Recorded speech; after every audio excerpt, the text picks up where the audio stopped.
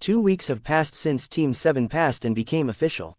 And in that time Kakashi has been trying to get them to work together as best as he can. Sasuke and Naruto managed to cooperate decently enough, but with Sakura, it's a whole other story as neither on really wants to be around her.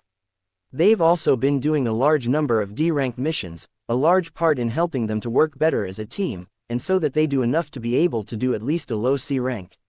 Currently we find them sneaking around the forest. This is Fox, I'm in position, said Naruto over the radio. This is Avenger, I'm in position, radioed in Sasuke.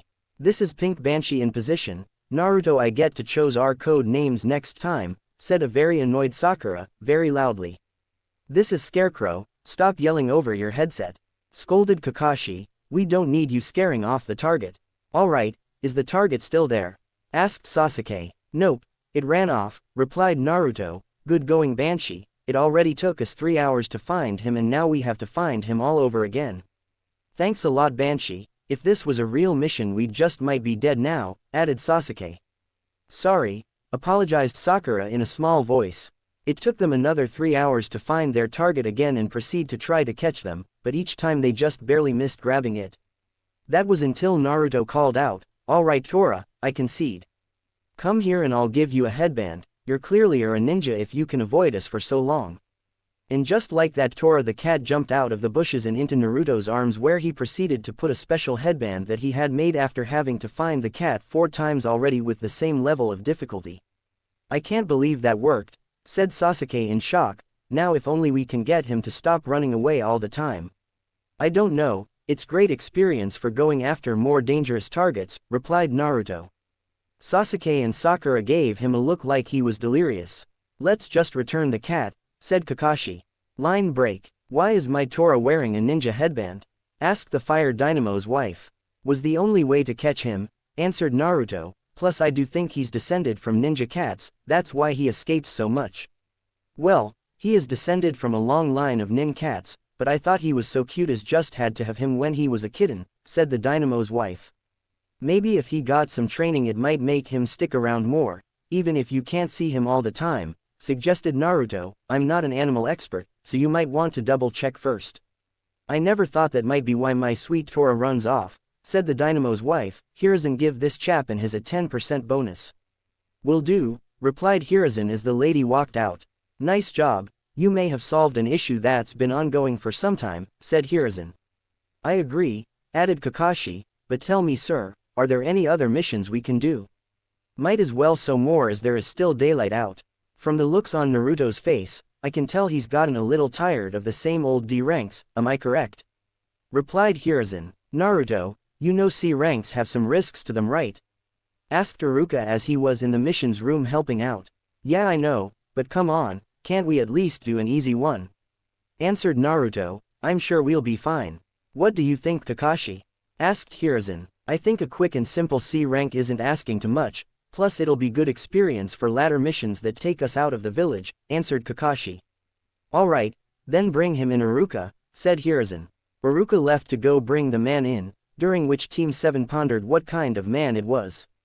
I wonder if he's some kind of prince, or wealthy merchant, fantasized Sakura with stars in her eyes. Are you kidding? I bet it's someone who needs a little bit of extra help or something, said Naruro. I mean this is just a low C rank, whoever it is doesn't have that much money or standing. Iruka led in a man who was clearly drunk and looked like he led a life of hard work into the room. Not going to describe him, it's been done plenty of times. Plus if you've watched the show or read the manga, you know who I'm talking about. They're supposed to protect me, asked Hanza. The pink one looks like she'd drop on the drop of a hat. Hey, yelled Sakura, I'm a ninja. Barely, said the others in the room under their breath. What was that? Said Sakura who attempted to be threatening, but didn't make much of an impression on them. Alright, knock it off, said Kakashi, now we're going to leave in 2 hours, so pack for a 2-week mission and met up at the south gate. Naruto and Kakashi both headed home to get ready for the mission, but packed extra as they felt that something was off about the mission. Sasuke also went home to pack, but only for what he was told to as he didn't notice anything off. Sakura on the other hand packed the wrong things as she packed a bunch of cloths and useless items for a ninja. Once everyone met up, they all noticed that Sakura had way more than she needed. "Oh, what did you all pack?" asked Naruto with worry. "Yes, that's a lot of bags you have there," added Kakashi, who didn't like how many bags she had. "But you said to pack everything you need," said Sakura. "Yes, and by that I mean food, water, camping gear, weapons and a few changes of cloths," said Kakashi, "and from what I can see you packed far too many cloths and not enough of the rest of the things you actually need. I don't even see a tent among your things." "But," began Sakura, "if you thought you were going to get to bunk with Sasuke, forget it. Protocol forbids ninjas that aren't married or in a relationship are not allowed to sleep with each other," cut in Kakashi. "We don't want any accidents while out on a mission, now do we? Be lucky that I packed an extra set for you," said Naruto as he fished out a scroll. "I figured that you might do something like this." "And where is it?" asked Sakura. "I don't see you or Kakashi having any bags." "Storage scrolls," answered Naruto. "Can't you see both me and Kakashi have extra scrolls on us?" "Wish I thought of that," noted Sasuke. "Any chance you have extra?" "Seeing how I know how to make them, I'll make you some later," replied Naruto, "but I ain't doing it for free." "You should," yelled Sakura. "If you know how to make stuff, then you should make anything Sasuke-kun wants with no charge." "Shut it, girly," snapped Hanza. "You don't know anything about business. People can't just give their work away for free just because you want them to." "We should head out before it get dark," noted Kakashi, effectively ending the conversation there. Sakura was forced to leave practically everything she packed while Naruto sent a clone to take the stuff back to her house. The first few days were uneventful, except for Naruto revealing his top-notch hunting and cooking powers. Sasuke asked Naruto overnight for tips on how to hunt and cook his own food, as he didn't trust Sakura's survival skills and his own were rather lacking at the moment. Naruto told him that he should pay attention to what he's doing and that there's books back in the village to teach him also, and that he should ask Kakashi as well, seeing how he is their sensei after all. It wasn't until the fourth day that Naruto and Kakashi noticed something wrong. There was a puddle up ahead off to the side of the road, yet it hasn't rained in weeks and it's a rather warm day out. They both had the same thought, enemy ninjas, and got ready for when they attack. As the group passed the puddle, the two hidden ninjas came out and using their bladed chain wrapped Kakashi up, and when they pulled it tight, seemingly sliced him up, causing Sakura to freak and Sasuke to freeze slightly. "One down," said one of the ninjas as they ran at Naruto and Sasuke. "Two down," the other said as they got close to Naruto. Naruto, however, quickly pulled out his katana and sliced the chain in two, separating the two ninjas from each other. "Sasuke, you take the one on the right, I'll deal with the guy on the left," said Naruto as he got into a battle-ready stance. "Got it," replied Sasuke as he engaged his target in hand-to-hand, avoiding the poisoned claw the ninja had on his left arm. Naruto also quickly engaged his target, expertly avoiding his blows and swipes thanks to his Sharingan that he was hiding with a basic genjutsu. The two sides fought hard for a few minutes, with Sasuke having some trouble as the enemy were more skilled than him. Naruto, on the other hand, found an opening, and as his opponent came up from behind him, swiftly turned around and thrusted his sword right into the guy's chest, killing him instantly, making him Naruto's second kill. Kakashi chose that moment to appear and knock the other guy out, ending the fight. "Kakashi-sensei, how? I thought they killed you," asked Sakura, who was shocked to see him still alive. "I used a genjutsu-laced substitution, Sakura," explained Kakashi, "and I could have taken them out at any time. I just wanted to see how you all would react. And I have to say you all responded the way I thought you would, minus Naruto killing his opponent.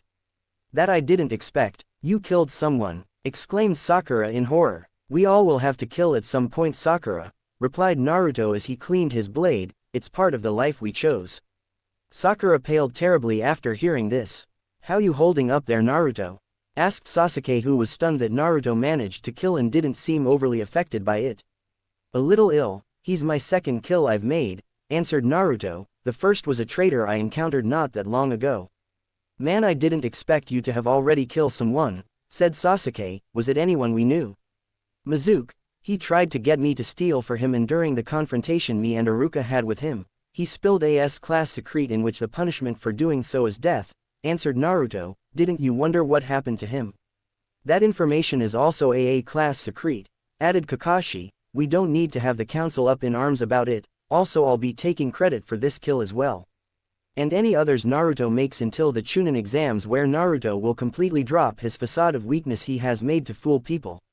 Naruto knew Sakura would talk about what she heard, so he subtly placed a seal that would remove that information from her by the end of the day. He didn't bother with Sasuke as he could trust him with the information. Kakashi, after tying the remaining ninja up, left to interrogate him to find out why they attacked them. Sasuke on the other hand took Naruto to the side and asked, "Tell me, just how much have you been holding back?" "From what Kakashi and Gigi have told me, I'm very high genin to mid-level Chunin," answered Naruto, "but that's just from my skills, I'm still just a fresh genin in terms of experience." "Damn, so you were the real rookie of the year," replied Sasuke. "By far I would have, but then there would have been a lot of problems that would have arisen because of it. Mainly from the civilian council, who I've noticed give you anything you want on a silver platter," said Naruto. "I know they do, but while it can work wonders for me," said Sasuke, "I honestly don't like it that they do, as it makes things way too easy for me. And I enjoy a challenge." "Yeah, well, if you want I can tell you where you and Sakura are in terms of strength," said Naruto.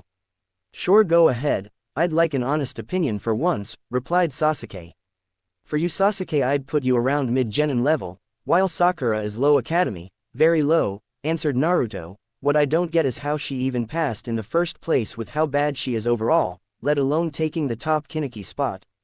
"Her mother is on the civilian council," explained Sasuke. "I think her mother is a gold digger and is trying to gain access to my clan's funds to live a better lifestyle, or something along those lines." "Honestly, I wouldn't be surprised if that was true," said Naruto, "and I can see that Sakura could become a decent ninja someday. If she set her priorities straight, but I don't see that happening anytime soon, unfortunately." "If she lives long enough to do that," noted Sasuke. "She isn't going to die on my watch," said Naruto. "She's our teammate and like or not we have to look out for each other." "Alright, but I'm not going on a date with her," said Sasuke. Line break. Kakashi soon returned from his interrogation and asked, "Alright Tanza, is there something you'd like to tell us? Like why ninjas were sent after you? You know of Gato?" asked Tanza, who looked rather uncomfortable with the looks he was getting from Kakashi and Naruto. "You mean Gato of Gato Industries? One of the richest men in the world?" asked Kakashi. "What about him? While it is true that he runs a shipping company, it's a front for all of his illegal black market dealings," answered Tanza. "He set his sights on Wave a little over a year ago and since then taken complete control of the economy, and my bridge is the only thing that can break his control over us. Given the change in parameters, and the fact you lied about what this mission entails," said Kakashi, "we are well in our rights to take you back to Konoha and have you get better protection." "But we barely afforded hiring you," exclaimed Tanza, "and from what I've seen most of your students can handle it. While Naruto and Sasuke are a cut above the rest, I still can't put them willing in harm's way," replied Kakashi. "However, knowing Naruto as well as I do, I know he'll want to keep going despite the risks. So you're in luck. We'll take you home and protect you until the bridge is complete. But in exchange you'll be paying us back overtime once your country is back on its feet." "I can live with that," said Tanza, "and I can't thank you enough for still willing to help me after I lied. Now I'm going to send word for both back up and for someone to come bring this guy in," said Kakashi. "Who are they anyway?" asked Sasuke. "The Demon Brothers, Chunin level missing nin from the Hidden Mist," answered Kakashi. "They have quite the bounty on their heads as well." "How much?" asked Naruto. Average B rank bounty," answered Kakashi with a shrug, "but let's get moving, it's already noon."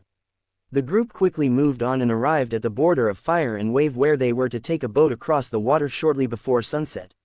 "Let's get across as quickly as possible and get you home," said Kakashi. The group soon made their way across and got to see just how large and impressive a bridge Tanza was building. "Well, look at it, it's so big," whispered Naruto in awe. "I told you I was a super bridge builder," replied Tanza with pride. "I can build just about anything I put my mind to, so long as I have the workers and supplies to do so."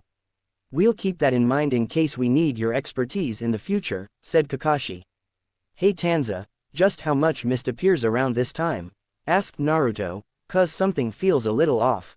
This is about the normal amount of mist for the area and time of day, so I'm not sure what you're getting at," replied Tanza with some hints of worry in his voice. "Keep alert, there might be more enemies up ahead," warned Kakashi. The group then moved carefully, trying to sense any dangers in the area. Suddenly Naruto pulled out a kunai and tossed it into the bushes. When they checked, they saw a snow-white bunny right under the knife, scarred half to death. "Naruto, what was that for?" yelled Sakura as she picked up the rabbit and tried to comfort it. "You nearly killed a poor innocent creature." "Will you be quiet? We're trying to be stealthy here," scolded Kakashi in a harsh whisper. Naruto suddenly heard the sound of something heavy spinning their way and yelled, "Hit the dirt." Everyone quickly dived to the ground as a large buster-like sword flew over their heads and lodged itself into a nearby tree. A man with cow print pants and wrappings over his mouth landed on the hilt of the blade. Well, if it isn't Kakashi of the Sharingan, no wonder the demon brothers failed," said the man. "I'm going to have to ask you to step aside from the old man, I have a contract to complete." "Zabuza, one of the former 7 swordsmen of the mist," said Kakashi as everyone got into defensive positions, "stay back you 3, he's way out of your league." "I'm not going to ask again, step away from the old man," warned Zabuza. "Sorry, but our mission is to protect Hanza," said Kakashi as he got ready for the fight that was about to accrue, by raising his headband that was covering his Sharingan eye. "The Sharingan already, I'm honored, now looks like I'm going to have to kill you all before I kill the old man," said Zabuza as he jumped off his blade, took it by its hilt, pulled out of the tree in one move and jumped back next to the nearby lake. Then he performed a quick series of hand seals that caused the mist to thicken once they were done. "Naruto, that's the hitting in the mist jutsu," noted Kumara. "With your affinity to water, you should be able to learn and master it fairly easily. And keep your Sharingan active so you can learn more water jutsus from him." "Already one step ahead of you," replied Naruto as he had activated his Sharingan when he saw the sword coming at them. Zabuza from within the mist unleashed his Ki and using the projection jutsu called out the 7 different vital points on the body. "Sorry, don't remember them all." The atmosphere was a little too much for Sasuke, who thought as he pulled out a kunai, "This is just too much, I'm gonna have to." "Sasuke, calm down," assured Kakashi as he turned back to face them. "I'm not going to let my comrades die." "I wouldn't be so sure about that," declared Zabuza, who suddenly appeared between the group ready to cleave them all in two. Naruto quickly pulled out his sword and stabbed Zabuza in one swift motion. This revealed that he had stabbed a water clone as Zabuza turned into water. Well, it appears that one of your students shows promise," noted Zabuza, "but for me to recognize you, you need to have blood on your hands." "Does killing a traitor and one of the demon brothers count?" asked Naruto darkly. Zabuza was a little bit stunned that a fresh-looking genin had already killed, and one of his kills was very recent. "Rather impressive, kid, and you appear to be rather skilled with that blade of yours." "Just who are you?" "Naruto Uzumaki," replied Naruto. "Uzumaki," said Zabuza, who quickly put the pieces together, paling considerably, saying, "The only Uzumaki that was a leaf ninja was the Red Death Kushina, the only person who could take on all 7 of us at once, and still come out on top." "Yeah, she's my mother," said Naruto. "I mean, she's been in a coma for all this time, which is why no one has seen or heard from her in so long." Zabuza's eyes went wide as he did not want to be on the receiving end of her wrath when she wakes up. So he said with some fear, "Well then, I'll kill everyone, but you. I very much don't want to have to explain to her why her son died by my hand." "Yes, making a S-ranked ninja angry is most defiantly not a good idea," agreed Kakashi, "but I'm afraid I'm still not going to let anyone die here today." "Fine by me," said Zabuza as he appeared and slashed at Kakashi, cutting him in two. But Kakashi had also created a water clone and switched places with it, as proven when he also turned into water. Both Kakashi and Zabuza both killed water clones of each other a couple of times before Zabuza managed to get a hit in on the real Kakashi, kicking him into the lake. "Something doesn't feel right, the water is far too dense," said Kakashi as he began getting out of the water. "It ends here," declared Zabuza as he rushed over, water prison jutsu, trapping Kakashi in a sphere of water with Zabuza holding it in place with his hand before creating another water clone with one hand seal. "Take Tanza and run," yelled Kakashi. "Zabuza can't go anywhere while he keeps this jutsu up, and water clones can't go that far from the water." "Are you kidding?" said Naruto. "We never abandon our teammates, no matter what." "I'm with him, Kakashi, we aren't leaving you behind," added Sasuke. Sakura was just too scarred to say or do anything and was frozen stiff as a board since the start of the confrontation. "Then let's see what you can do," taunted Zabuza. not really looking towards seeing Kushina if he injures Naruto too much. Be careful, Sasuke. Zabuza is a big threat, warned Naruto. I can see that, replied Sasuke. Zabuza's clone came charging at them with an overhead right swing at Sasuke, who barely managed to jump back out of the way. Naruto came at Zabuza with a horizontal slash at his midsection, but Zabuza blocked the attack with his blade. Fine blade you got there, noted Zabuza's clone, too bad it can't hold up to mine. Perhaps if you were the real Zabuza, said Naruto, who then grinned, or if I was the real one as well. Wah, asked Zabuza's clone right before Naruto exploded in a burst of blue fire, destroying the water clone and creating a black starburst on the ground. Exploding shadow clones, said Zabuza, who was moderately impressed with Naruto's skill so far, but when did he make it? Fox Fireball Jutsu, yelled Naruto as he launched a large ball of blue fire at Zabuza at the same time that Sasuke launched his own Fireball Jutsu. This forced Zabuza to jump away and let Kakashi go. Naruto, Sasuke, stay back and let me handle this, said Kakashi as he stood on the water. Well, let's see if you can, said Zabuza as he began a sting of hand seals. Kakashi also going through the same hand seals. As both of they finished the hand seals, they called out, Water Dragonfang Jutsu, which caused two massive dragons made of water to rise out of the water and charge at each other. This caused large waves to splash across the lake. The same events as in canon, with Kakashi causing Zabuza to flip out with his mimicry. Can you see into the future? Asked a weakened Zabuza wearily. Yes, and I can see your death, said Kakashi with finality. Suddenly 2-7, correct if I'm wrong here, needles hit Zabuza in the neck, killing him. Thank you, I've been after him for months now, said a masked ninja as he jumped down from a tree. Let me check to make sure, said Kakashi as he checked for a pulse from Zabuza. Finding none, Kakashi stepped away. Naruto, the bookworm he was, had already figured out that Zabuza was in a death-like state, and that the hunter Nin had been watching them just in case he needed to save Zabuza. But Naruto didn't say anything, as it wouldn't do anyone any good at the moment. Now I must dispose of the body, said the ninja as he hefted Zabuza's limp form over his shoulder. Alright, thanks for the help, said Kakashi. The ninja quickly left with Zabuza's body. Kakashi suddenly collapsed. Senesi, cried Sakura in alarm. Relax, Sakura, he's fine. He just collapsed from chakra exhaustion, assured Naruto. How far is it to your house, Tanza? Asked Sasuke. It's not far from here, replied Tanza. Alright then, let's get moving, said Naruto as he created two shadow clones to carry Kakashi to Tanza's house. Tsunami, I'm home, called Tazuna as he entered his worn-looking two-story home. I'm glad you're alright, said Tsunami as she rushed over and hugged her father, relief clearly written on her face. If it wasn't for these fine ninjas I wouldn't be, said Tazuna. Is there a room where we can set our Senesi down? Asked Naruto. Upstairs, there are 2 rooms you all can use while you're here, answered Tsunami as she pointed up the stairs. Thanks, replied Naruto. It's no problem, and you arrived just in time as I just was starting dinner, said Tsunami.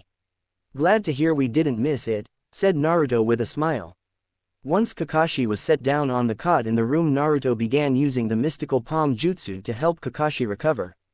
What jutsu is that? Asked Sasuke. It's a healing jutsu that I barely can use, as it takes a lot of focus to use it without causing damage instead of healing it, answered Naruto with sweat coming off his brow. Now be quiet as I do this.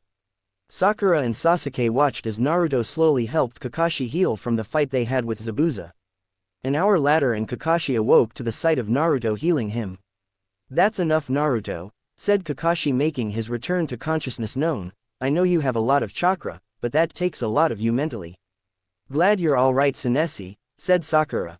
Yes, I'm glad too, but there's something that doesn't add up from the end of that fight, replied Kakashi. I think I know what it is, but let's not worry about it until tomorrow, said Naruto, and head down for dinner. It should be done by now. And just like he said, Sunmai called to them to let them know dinner was done. It was a somewhat awkward event, as Inari, Sunmai's son, just sat at the table with a look of gloom and doom about him. After dinner and Inari walked off, Naruto asked Tazuna and Sunmai what happened to make such a young boy be so sullen. The two then proceeded to tell the group about Inari's stepfather, who he was very close to and was the village's hero, was killed by Gato in front of everyone shortly after coming to Wave, claiming the man was disruptive to his business. Man that had to hurt Inari really badly to see his hero die like that, noted Sakura. Yes, it most likely did, agreed Tazuna. His death killed the people's source of hope and strength, that's why I'm building the bridge. So we can regain our hope and strength back and become the proud people we once were. I read that Wave once was trade partners with Whirlpool, was that true? Asked Naruto. You're an Uzumaki, correct? Asked Tazuna. Then I can tell you that yes, our two nations were very close trading partners. That's interesting and all, but why are you asking? Asked Sasuke. Gigi once told me that my clan, like yours, built secret locations to house certain items and the like, and I think there might be one somewhere here in Wave, answered Naruto. If I recall, your mother told your father, who also told me that there was one hidden somewhere in Wave long ago, said Kakashi, and only a Uzumaki can enter it, but we have more important matters at hand at the moment than recovering your clan's lost treasures. I'm aware of that, I just think that before we leave we go try to find it, replied Naruto. If we have the time, said Kakashi with a shrug. Well, I'm off to bed, said Sasuke as he got up from the table. Yes, rest up, agreed Kakashi, there are some important things we need to discuss. Line break. The next morning the group headed out to a nearby clearing to have the discussion Kakashi was talking about the night before. Alright, after thinking about it overnight I've come to the conclusion that Zabuza isn't dead, started Kakashi. What, but you checked to make sure he was dead yourself? Cried Sakura in alarm. I figured that was the case from how he was killed, and how that hunter Nin was acting, said Naruto. I knew you'd figure it out on your own, Naruto, said Kakashi. I'm a little confused, said Sasuke. It was the weapons the hunter Nin used, explained Kakashi. Senbon needles are rarely used to kill and are mostly used in medical practices. Plus hunter Nins are meant to just take their target's head and any weapons they're well known for. Before destroying the body, no matter who's around, added Naruto, we're lucky that Zabuza is going to take about a week to recover from his death-like state. So what are we going to do in the meantime? Asked Sasuke. Suddenly a 5-foot-tall two-tailed black fox ran out of the underbrush, scaring the heck out of Sakura, who screeched, Aya! Kitsune, kill it before it kills us all. Excuse me, yelled Naruto, I know the Lord of Kitsunes attacked the village 12 years ago, but come on. Not all of them are like that. I concur with Naruto, though I am interested in what it wants, said Sasuke. Kakashi was already aware of Shade and the Kitsune got along with his pack of nin dogs, which reminded him, summoning jutsu. And suddenly a pack of 5 different dogs appeared. About time you called, said Paken, the little pug out of the group, we were wondering when you summon us. Sorry about that, apologized Kakashi, but now that you're here I do have a mission for you. And what would that be? Asked Paken. I need you to locate Gado's lair, answered Kakashi. On it, said Paken, as he led the other dogs off into the woods. Mind if I help? Asked Shade, which freaked Sakura out. Sure, go right ahead, replied Naruto. Shade then ran off after the dogs to join them. What, didn't you know summon animals can talk? Asked Naruto when he saw Sakura's face. No, replied Sakura in a small voice. Baruka covered that in class, how can you not know that? Asked Sasuke in disbelief. Anyway, getting back on topic, cut in Kakashi, the 3 of you will be training until Zabuza returns. What kind of training? Asked Naruto. Well, for Sasuke and Sakura I'm going to teach you the tree climbing exercise, while you Naruto get to learn the kunai balancing one, replied Kakashi. Using shadow clones for that, quickly stated Naruto, I don't want to injure myself too badly when I get it wrong. Why does Naruto get to learn something else? Demanded Sakura. Because Naruto already knows the tree climbing and water walking exercises, with his chakra reserves being so large he needs to constantly work on his control, answered Kakashi. If Naruto can do it, then this can't be hard, said Sakura. With how small your reserves are, you should pick this exercise up rather quickly, noted Kakashi, but for Sasuke who has larger reserves will have a harder time. And by the way Sakura, it took me a week to learn tree climbing and a month to learn water walking, added Naruto, and that was with the help of my shadow clones. But they're just clones, how would they help? Asked Sakura. It's a secret property of the clones that I'm not going to tell you, answered Naruto. Yes, now you two follow my clone who will get you started on your training, said Kakashi as he created said clone, while I get Naruto started on his training. Once Kakashi and Naruto were far enough away, Kakashi asked, Alright Naruto, what is it that you have planned? I'm going to find Gado and steal everything he has before handing him over to the people of Wave, so they can deal with him, answered Naruto. Good idea, said Kakashi, but when are you going to do it? If you want, I can start right now, answered Naruto. I can make an army of shadow clones easily, so it won't take me long to find his hideout. Alright, said Kakashi, make about 100 clones for your training while you head out with some more clones and go look for Gado's lair, but be back before dark as not to arouse suspicions. Got it, Kakashi Senesi, replied Naruto as he followed his orders and ran off in his full kitsune form. Now to make sure Sakura doesn't bother Sasuke too much, said Kakashi as he headed back to his 2 other students. Line break. The first day didn't turn up anything except just how bad Gado made things for the people in Wave. This made Naruto furious to the point that he slaughtered a small group of Gado's men when they tried to force themselves onto a group of women ranging from the ages 5 to 35.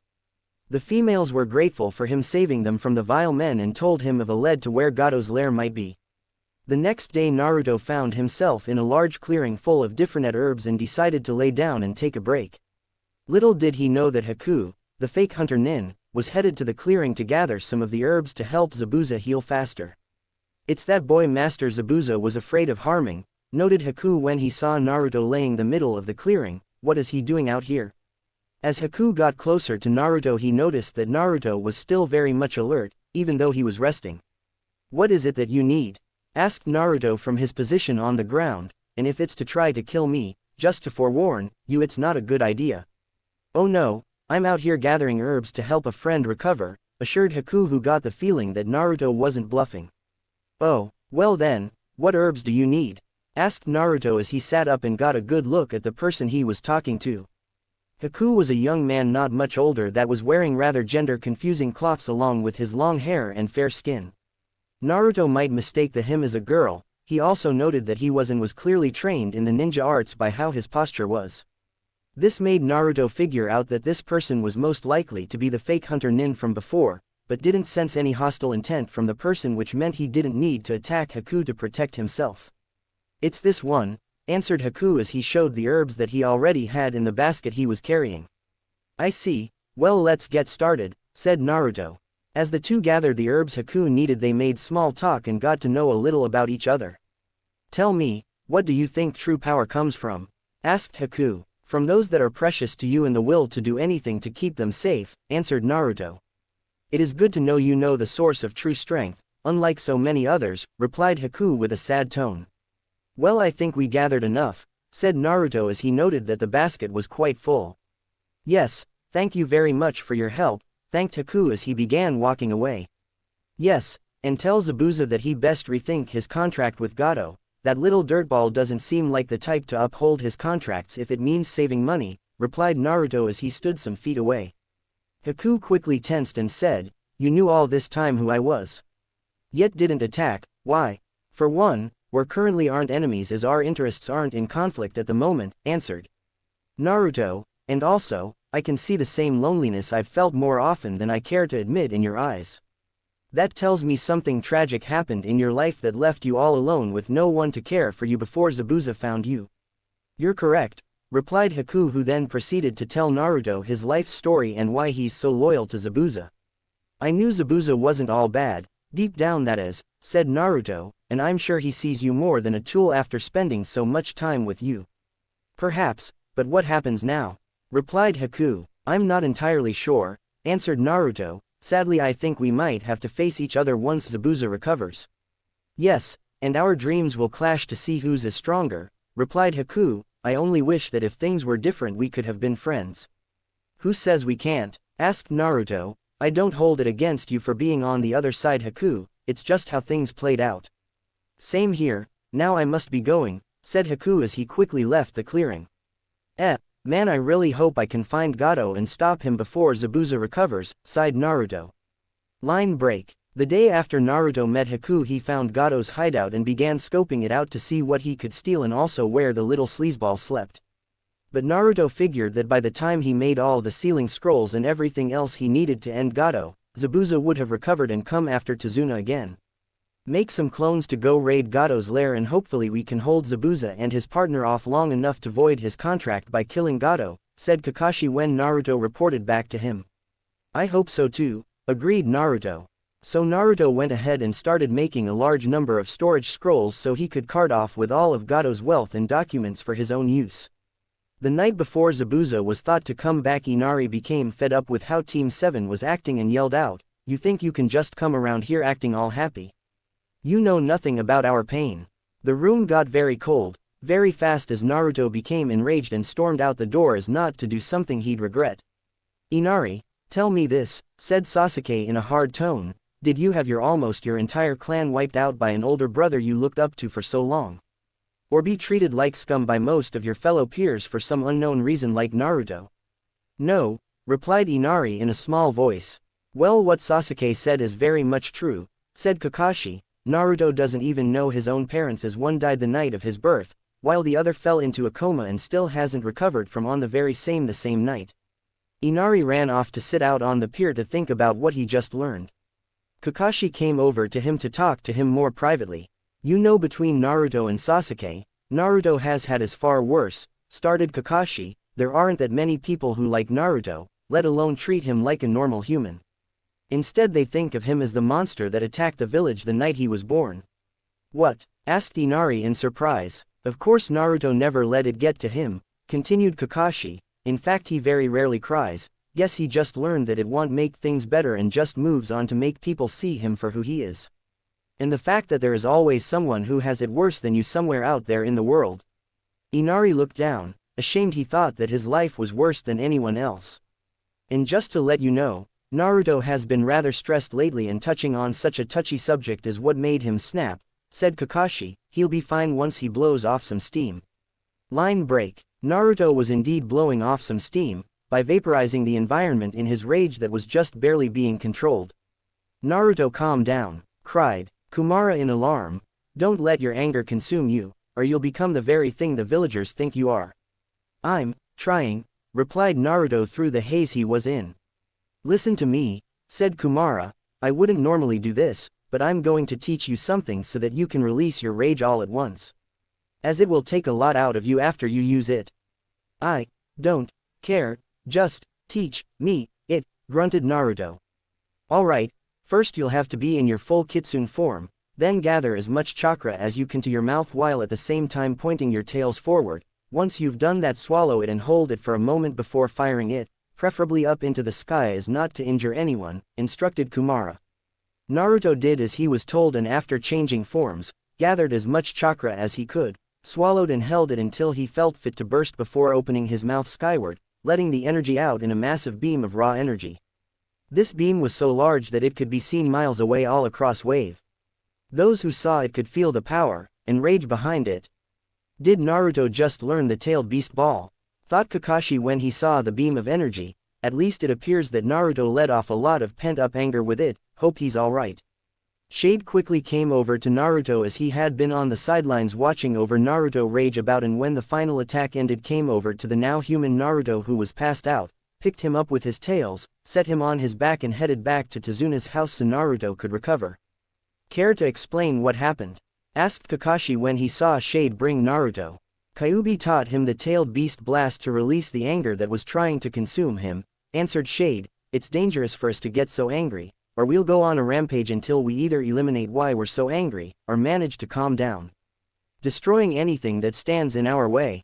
"I see," said Kakashi. "And with Naruto being part kitsune, he's vulnerable to succumbing to his anger more easily than say Sasuke is." "Right, there are ways to get us to stop, but depending on just how angry we are it can be dangerous to try," replied Shade. "I'm going to stay with Naruto until he wakes up to keep an eye on him." "How long till he wakes?" asked Kakashi. "Knowing Naruto, sometime after breakfast and you all head out to the bridge," answered Shade. "Which might be a good thing as this Gato might try something against Tazuna's family soon to get him to stop working on the bridge. Naruto has had some clones keep an eye on them just in case that happens since we got here, but yes, you're correct on that line of thinking," said Kakashi, "though fighting Zabuza and his partner will be a lot harder until he joins us."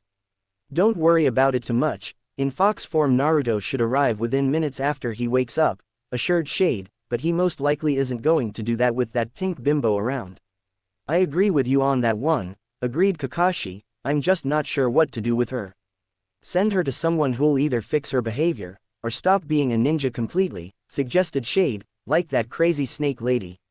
As much as I'd like to, said Kakashi as he hung his head, her mother would make things incredibly hard for us if we tried that. Line break. The next morning Sasuke woke up to the sight of the kitsune he saw before sleeping atop Naruto, who looked a lot better emotionally than the night before. Sasuke also noticed that the kitsune had shrunk down to the size of a normal fox, as not to crush Naruto under his weight. "Did you bring Naruto in last night?" asked Sasuke. "Yes, poor kid nearly lost control over himself and completely exhausted himself out letting all his anger out," replied Shade, turning his head to face Sasuke, who noted the bright green eyes staring at him. "So I brought him back when I found him passed out." "Why help Naruto so much?" asked Sasuke in confusion. "Let's just say I met him not that long ago," answered Shade. "If you want to know more, ask Naruto, as it's his tale to tell." "You going to follow us back to the village? Because a lot of people there don't like your kind," asked Sasuke. "If you're referring to the Kyuubi attack, then they'll just have to deal with it," said Shade, "plus I can hide my extra tail and pass as a normal fox." "Well, just try to not scare Sakura. I really don't want to hear her scream this early in the morning," begged Sasuke. "Don't plan to," replied Shade before going back to sleep. "Ah, good you're awake," greeted Kakashi as Sasuke came down the stairs. "I noticed Naruto's back," replied Sasuke, "looks a lot better than when he ran off." "Yes, I'm glad that's the case," said Kakashi, "but it's going to take a little bit longer for him to rouse from his slumber." "Lazy bones," coughed Sakura while she ate. The others gave her a hard glare for it. "Anyway, from my calculations Zabuza should come back today," said Kakashi, "so check your weapons and be ready for a fight." "Shouldn't we wait for Naruto?" asked Sasuke. "Why?" asked Sakura, who then said dreamily, "You're 10 times better than he is." "Right, I'm the one who went toe-to-toe with Zabuza in a sword fight and lived to tell about it," said Sasuke sarcastically. "Precisely," said Sakura, as in her head that's what happened. Everyone face-palmed from how disillusioned Sakura was about things. Line break. Sometime after the others left with Tazuna to go to the bridge to try to finish it, and most likely face Zabuza again. Naruto woke up to find Shade sleeping on his chest, back in his room at Tazuna's house. My throat feels so dry," moaned Naruto as he began to sit up, waking Shade in the process. "Happens when you use the tailed beast bomb before you're meant to," said Shade, "but it was the only thing Lord Kumara could think of that would drain you enough to pass out and lose the anger that almost consumed you." "Tailed beast bomb, what is that?" asked Naruto. "It's a Biju's most powerful attack. Your father based his iconic attack after seeing it," answered Kumara as he manifested himself. "Those who are made to contain us can learn how to use it as well, but with some rather bad drawbacks." "But since I'm part kitsune, that doesn't apply to me?" asked Naruto. "Correct," answered Kumara, "but don't go using it all the time, you're still not developed enough to use it yet." "How many tails would I need before I'm ready to use it?" asked Naruto. 8, answered Kumara. "You would need 8 tails before you can use it without passing out immediately afterwards. How many you'll be able to do without draining yourself too much?" "I don't know." "Okay, tailed beast ball don't use unless absolutely necessary," noted Naruto. "Or have allies nearby who can cover you while you recover. The more tails the less time it'll take," said Kumara, "and the more powerful they'll be." "Is there a way to use it before I gain 8 tails?" asked Naruto. "Like practice, or something?" "True, that would work," conceded Kumara, "but where would you go to master it?" "Good point," grumbled Naruto. "Anyway, I take it Kakashi already left for the bridge." "Yes, they left not that long ago," answered Shade. "Good," said Naruto as he stood up and filled the room with shadow clones. "You all are to head to Gato's lair and pick it clean of anything of value." "Got it, boss," said all the clones before jumping out the window single file. "Now let's see what's for breakfast," said Naruto, right before hearing the front door being broken down. The window was on the other side of the building than the front, so the 2 thugs didn't see Naruto's clones leave. Naruto quickly ran down the stairs to see Inari try to save his mom from 2 wannabe swordsmen. One of which went to strike Inari down, but before that could happen Naruto appeared behind the 2 men and stabbed them both with their own swords.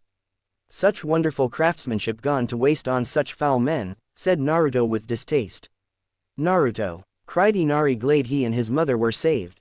"Inari, you're the man of the house, so take care of your mother," said Naruto as he tossed one of the swords at him, which Inari managed to catch. Odd to be given such a fine weapon, and nodded to Naruto. Now to go help my team, said Naruto as he ran off to join them. Line break. Team 7 and Tazuna arrived at the bridge to find all the workers on the ground knocked out and a thick mist covering the end of the bridge. Looks like Zabuza is indeed alive, noted Kakashi. Mahehehe, laughed Zabuza as he emerged from within the mist. Indeed I am, now hand over the old man and I'll let you live. Not a chance, replied Kakashi. Good, I like it better that way, said Zabuza with a good amount of bloodlust and made a batch of water clones to surround the group. Sasuke, do it, snapped Kakashi. Sasuke quickly took out all the clones in one swift motion and a smirk on his face. Looks like you have some competition, Haku, noted Zabuza. Indeed, agreed Haku as he also emerged from the mist. I knew you were working with him, said Kakashi. I will do anything to protect Zabuza, said Haku with an incredible amount of conviction. My student against yours, asked Zabuza with a grin. Of course we aren't going to stay out of the fun. Sakura, stay back and protect Tazuna, ordered Kakashi. Hi, called Sakura, who moved to keep Tazuna safe. Gee, I feel real safe now, said Tazuna sarcastically as he didn't feel any safer with Sakura guarding him. Sasuke and Haku quickly engaged, Senbon against Kunai at the same time Kakashi and Zabuza did with Kunai against Zabanto. Where's the last one? Asked Zabuza. I know he'd be here if he could. Passed out last night after learning a new move to blow off some pent-up anger, was all Kakashi said. Zabuza paused for a moment as he and Haku saw that attack and were very much afraid of being on the receiving end of it. That was him. Yep, Naruto is the most unpredictable ninja from the village hidden in the leaves in a long time, said Kakashi with pride, and with how fast he recovers, he'll be here soon. Then I better end this before then, said Zabuza as he made the mist even thicker. The rest of the fight goes on same as in canon. Now to Sasuke and Haku's fight. I see we're similarly matched, noted Haku as both him and Sasuke were blade locked, but I have one advantage. Oh yeah, what would that be? Asked Sasuke, not believing him. This was Haku's reply as he began doing on-handed seals. Incredible, noted Kakashi when he saw that. Naruto is the only other person I know who can do that. That must mean Haku is rather skilled himself. 1,000 flying water needles of death, said Haku when he finished the hand seals, causing a large amount of needles made of water to form a few feet off the ground before streaking towards Sasuke, who barely managed to jump over the attack and launch a great fireball at Haku, who jumped back out of the way. Looks like we are even, said Sasuke, who liked having a challenge for once. But for how long? Asked Haku as he began another string of hand seals, crystal ice mirrors. Suddenly the air became bitter cold and 13 mirrors made of ice formed around Sasuke, trapping him inside. Now let's see who's faster, said Haku as he merged into one of the mirrors and began moving at high speeds, throwing a volley of Senbon needles at Sasuke with each pass. Hehe, your student is done for, said Zabuza. Once Haku uses that jutsu, no one can escape, not even me. Don't count Sasuke out just yet, he has his own hidden trick up his sleeve, replied Kakashi. After a large number of attacks and Sasuke finding out that his fire isn't going to do anything against the ice, he focused on trying to avoid getting hit. Sakura also tried to help by throwing a kunai to him, but Haku caught it and tossed it over the side of the bridge when he noticed how poor quality it was. Honestly, how is it she's a ninja? Asked Haku. That kunai was just insulting with how bad it was. Her gold digger of a mother is on the civilian council, replied Sasuke with a painful sigh. Zabuza and Haku both got a look of stunned confusion for a few moments before continuing their attacks. Just then a large ball of blue fire crashed into one of the mirrors, shattering it instantly, and a gray blur landed inside the dome of mirrors, while a black one landed next to Tazuna and Sakura. Of course the two blurs were Naruto and Shade, who had finally arrived. Eep! Yelled Sakura in fear when Shade landed next to her in a defensive position. Now I feel safe, said Tazuna. Hey Sasuke, how you holding up? Asked Naruto with concern. Could be better, but I wish you stayed outside so we could attack on two fronts, replied Sasuke painfully as the mirror Naruto destroyed reformed. Oops, didn't think about that when I jumped in, apologized Naruto sheepishly.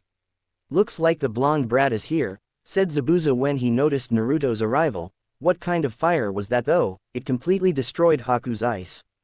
The tide has turned, Zabuza, said Kakashi. He changes nothing, yelled Zabuza as the two went back to their fight. So we're fighting a Yuki, huh? noted Naruto, who activated his Sharingan and hid it with a genjutsu. What do you mean by that? Asked Sasuke. I read that the Yuki clan had a Kekkei Genkei that allowed them to create ice by combining water and wind, answered Naruto. I see, said Sasuke. You're well informed, noted Haku before launching another volley of Senbon. I like to read just about anything I can get my hands on, said Naruto as he easily avoided getting hit. Gotta move faster, said Sasuke to himself as Haku kept up his barrage of Senbon, and just like that Sasuke started seeing things move slower and began being able to keep track of Haku and avoid getting hit more. Hey Sasuke, look, said Naruto when he saw Sasuke's eyes had changed into the Sharingan. What? Asked Sasuke as he turned to look at Naruto, noticing the genjutsu over his eyes and that he had finally gained the Sharingan from his reflection in the mirror behind Naruto. When Sasuke removed the genjutsu for himself, he was shocked to see that Naruto had what appeared to be the Sharingan as well, but looked different in both the color, the tones and the number of them in each eye. 3 to be exact. Naruto noticed that Sasuke had removed the genjutsu's effect on him and saw his eyes go wide when he saw his own, but ignored it to say, time to end this, Kitsune style, Foxfire Storm Jutsu. Summoning up a wild vortex of blue fire that completely obliterated the crystal ice mirrors and sent Haku flying back a good 10 feet. I want an explanation after this, said Sasuke. Fine, but not around Sakura, replied Naruto, she's way too much of a blabbermouth for what I have to say. Fair enough for me, agreed Sasuke, who agreed with Naruto's sentiments about Sakura's inability to keep a secret. Naruto walked over to Haku, who was slightly burnt from the attack he just used, and asked, feeling alright? Cough, not really, replied Haku, who while not burned horribly, was almost out of chakra. Now what shall you do? Asked Naruto. You've been beaten. I serve no use to Zabuza, replied Haku painfully and shamefully. Kill me, Naruto Uzumaki, I have nothing left to live for. Are you crazy? Demanded Naruto. Just because you've lost, doesn't mean you are of no use anymore. It was at this time the sound of a large number of chirping birds was heard coming from where Kakashi and Zabuza were. And what they saw was Zabuza being restrained by Kakashi's nin dogs and Kakashi holding what appeared to be lightning in his hand. I told you I saw your death, said Kakashi as he tensed up, now die. Chidori. Kakashi began running at high speeds with his electrified hand forward for a jab. It appears I have one use left, said Haku as he created 2 ice mirrors and moved to take the hit for Zabuza. However, Naruto moved just as fast and shoved Haku out of the way just as Kakashi reached them. Taking a full Chidori to the chest, which caused his Sharingan to change into its final stage, the Mangekyo Sharingan, with the design becoming that of what appeared to be 9 fox-like tails spiraling out from his pupil. NN Naruto, exclaimed Kakashi in alarm, having flashbacks to Rin's death at his hand. Gah, dang it, that hurt, cried Naruto in pain as he removed Kakashi's hand. I'm lucky that hit my left lung and not my heart, or that would have killed me in one shot. Kakashi saw the wound slowly heal, though Naruto was having trouble breathing due to his punctured lung. Hey Zabuza, just what is Haku to you anyway? Demanded Naruto as he turned his head to face the stunned man. He almost died for you. And you better damn not lie to me, or I'll kill you here and now. Suddenly slow clapping was heard at the foot of the bridge. When everyone looked, they saw a midget of a man in a cheap tux surrounded by a large number of thugs. So much for the demon of the mist, mocked Gato, more like a baby demon. What's the meaning of this? Demanded Zabuza. Paying for ninjas from the villages is so expensive, and they don't like it when I kill their ninjas. Nasty business that. Now missing Nin on the other hand, no one cares if I off them once they've served their purpose, said Gato. So you hire out a large number of thugs to take care of ninjas who are worn out after they're done battling, said Kakashi, you sicken me. Hey kid, toss me a knife, said Zabuza.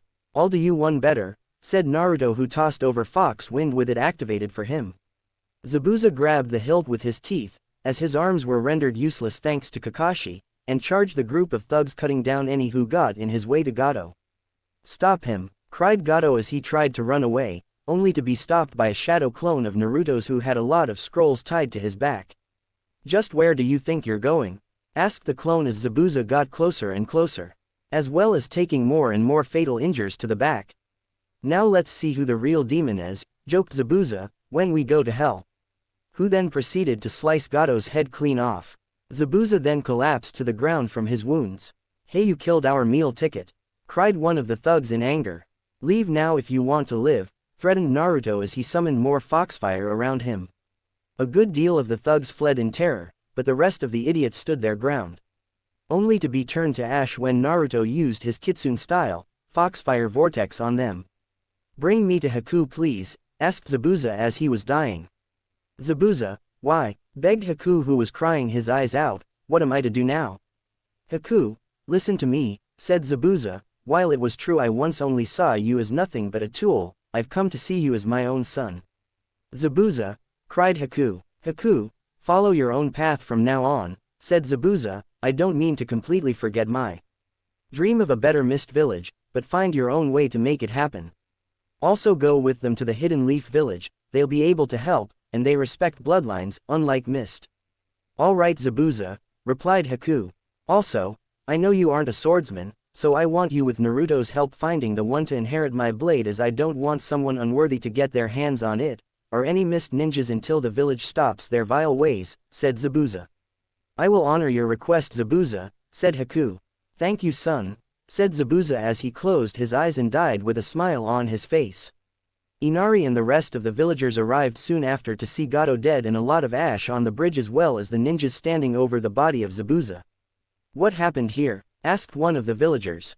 Who cares? Gato's dead, cried another villager. Line break. The people of Wave soon celebrated the end of Gato's reign of terror with joy and cheer that hasn't been seen since the man came to Wave. During that time Team 7 and Haku cremated Zabuza's body with Haku being given an urn to hold his ashes. With Gato dead we'll be able to finish the bridge with ease, said Tazuna that night, and with the Gato's wealth you have given us we'll be able to rebuild our land much easier. All in the day's work for a ninja, said Naruto. Yes, and I'm sure the remaining assets you kept from Gato will cover the cost of the mission. Replied Tazuna. That's correct, said Kakashi, as well as the cost of us helping you finish the bridge. What, but I can't do heavy work, cried Sakura who didn't like the idea of heavy lifting. Sakura, I'd never make you work on the bridge, said Kakashi, but you can bring drinks and snacks while we work. And no focusing on Sasuke, or you will regret it. Line break. Once the celebrations ended everyone helped finish the bridge in any way they could. Naruto also had shadow clones keep an eye out, just in case. The bridge was finished within the week and Team 7 along with Haku were ready to head back to Konoha. Thank you for everything you've done for us, thanked Tazuna, you are all welcome back anytime. Do you really have to go? Asked Inari with tears in his eyes. I'm afraid so Inari, replied Naruto as he adjusted the straps to the katana that Inari took to wearing on his back. Actually, if it isn't too much to ask, started Tsunami, if Inari wants, he can go with you to learn to be a ninja. Really? Asked Inari with big eyes. If you want to become a ninja, said Naruto, you must understand that it's a hard life, full of hard sacrifices you will not want to make. But it can also be very rewarding, added Kakashi, especially with good friends who have your back no matter what. So Inari, are you willing to leave behind your simple life and join the ranks of Konoha's ninjas? Asked Naruto seriously. Once you make your choice, it's not something you can easily walk away from. Inari thought about it for a few moments, but then decided, I'll come with you and learn the ways of the shinobi and take life by both arms. That's good to hear, replied Naruto happily. Lord Hokage is going to gripe about this, I know it, sighed Kakashi from the side. Back in the village Hiruzen suddenly got shivers up his spine. Why do I get the feeling that even more paperwork is on the way? Pondered Hiruzen with a shudder. Inari gave his mother and grandfather hugs and left with Team 7 and Haku to Konoha. Well, all that is left is to name the bridge, said one of the villagers. How about the Great Naruto Bridge, in honor of the one who restored our land's hope and dreams, said Tazun, and also brought our beloved Inari back from his darkness. Everyone agreed with the name and soon a plaque was made and placed on the two ends of the bridge. Line break. As the group made their way back Naruto told Inari about Konohamaru, the grandson of Hiruzen Saratobi also known as the third Hokage and the leader of the village, who was his age and thought that they'd get along rather well as. I should also tell you that Konohamaru and his two friends come to me all the time for advice on their studies, said Naruto. I'm not looking forward to the academy, but I hope I get your old teacher, said Inari. The academy is great for making friends and possibly rivals, said Naruto. Do you have any friends? Asked Haku. Sure, they're on other teams so we don't see each other as often as we like, but we're still friends, answered Naruto. I'm sure you'll love them. It'll be nice to have some friends and a stable roof over my head, said Haku. Hey Naruto, asked Sasuke. Yeah Sasuke, replied Naruto, who came over to him. Any idea on Inari's potential? Asked Sasuke. Not sure right now, answered Naruto. I find out when we get home. Alright, replied Sasuke. It took the group a little less time than it took to get to Wave, as they were able to move slightly faster, as Inari was slightly faster than normal civilian children his age, though ninja children would still be faster than him. Hey Haku, I've been meaning to ask, said Sakura, are you a boy, or a girl? It's hard to tell. I'm a boy, answered Haku. I only really dressed the way I did as to confuse those after me in Zabuza. I plan on changing my look after I settle in. When the group arrived, both Haku and Inari were awestruck by how large the walls were to the village, as well as the gate they were headed to. Names please, asked one of the guards. Kakashi Hatake, leader of Team 7, which consists of Sakura Haruno, Sasuke Uchiha and Naruto Uzumaki. We also have 2 others with us who wish to join us, answered Kakashi. Alright, then head to the Hokage to inform him of this, said one of the guards, who sent a quick distasteful look at Naruto. Line break. The group quickly made their way to the Hokage's tower and Hiruzen's office and knocked on the door. Come in, called Hiruzen. When the group entered, Hiruzen was surprised to see someone slightly older than Naruto with clear ninja training and a boy the same age as his own grandson walking around with a sword strapped to his back. I'm sure there's an explanation for this, said Hiruzen with a sigh. And boy was it one, as the members of Team 7 gave Hiruzen their individual reports one-on-one, as to not be influenced by their peers. Then he questioned Haku and Inari on what happened as well. Well, as the leader of this village I welcome you, said Hiruzen. Now until I sort out your living arrangements, you 2 will be staying with me at my home. So I get to meet Konohamaru? Asked Inari. Naruto said we'd get along. Yes, I'm sure, replied an amused Hiruzen. Now take the rest of the week off to recover. You've had quite the experience, I must say. Thank you Lord Hokage, said Kakashi with a bow before leaving via Shushin. See you later Gigi, called Naruto, who jumped out the open window and ran across the rooftops home. It was a pleasure sir, bowed Sasuke, who walked off, with Sakura tailing behind him trying to get a date with him. That girl is more trouble than she's worth, mumbled Hiruzen, if only her mother wasn't on the council. Hey what do we do? Asked Inari. Follow me and I'll show you my place until I find somewhere for you to live, answered Hiruzen. What about where Naruto lives? Asked Haku. I heard he lives in an apartment complex on the way here. Ah yes, the Uzumaki apartments, said Hiruzen. Naruto actually owns the place, and I'm sure he'd be more than happy for you 2 to live there. Wow, he owns his own place, said Inari in awe. It is indeed. In fact, he even took control over Gato's shipping business and while gave most of it to the village. Kept a small portion of it to sell his own products further abroad, as well bring in more materials to make those products, said Hiruzen, as well as having an easier way to cross the ocean if he ever needs to. Cool, said Inari, still in awe. The next week Team 7 came to the mission room for their missions for the day, most likely rank D ones after what happened on their first rank C. Morning Gigi, what's it going to be today? Asked Naruto as they came over. I have 2 rank D missions for you today, answered Hiruzen. I need you to help move in 2 new residents of the village into their new homes and give them a proper tour. You're talking about Haku and Inari, right? Asked Naruto. Correct, answered Hiruzen. This is where they will be moving to, as well as some money to furnish their homes as well as food and other things they might need. Well, let's go pick them up and take them to see where they will live, said Kakashi as he took the 2 mission scrolls. Then we'll do the shopping and tour afterwards. Any idea where they'll be staying at? Asked Sakura. It's in the scroll, said Hiruzen, and don't worry, I already informed the owner of where they'll be staying of their arrival today. Naruto, as the owner of the Uzumaki apartments, was indeed informed about Haku and Inari moving in and was happy about it, not that he showed it as not to let Sakura and Sasuke know. Yet, Team 7 went over to the Saratobi clan compound to pick up Haku and Inari so they can take them to where they're going to live. Hey Naruto, said Inari as the group came up to the gate to the compound. I see you got a new outfit, noted Naruto as Inari was now wearing newer cloths that weren't as loose as his old ones and his sword was proudly strapped to his back still. Ah, it's good to see you again, greeted Haku as he came over. I take it you're the ones to help us settle in. That's correct, answered Kakashi. it's only fitting in my opinion that as the ones to bring you here are the ones to help get you settled in. So Inari, how do you like Konoha so far? Asked Naruto. It's been great so far, answered Inari.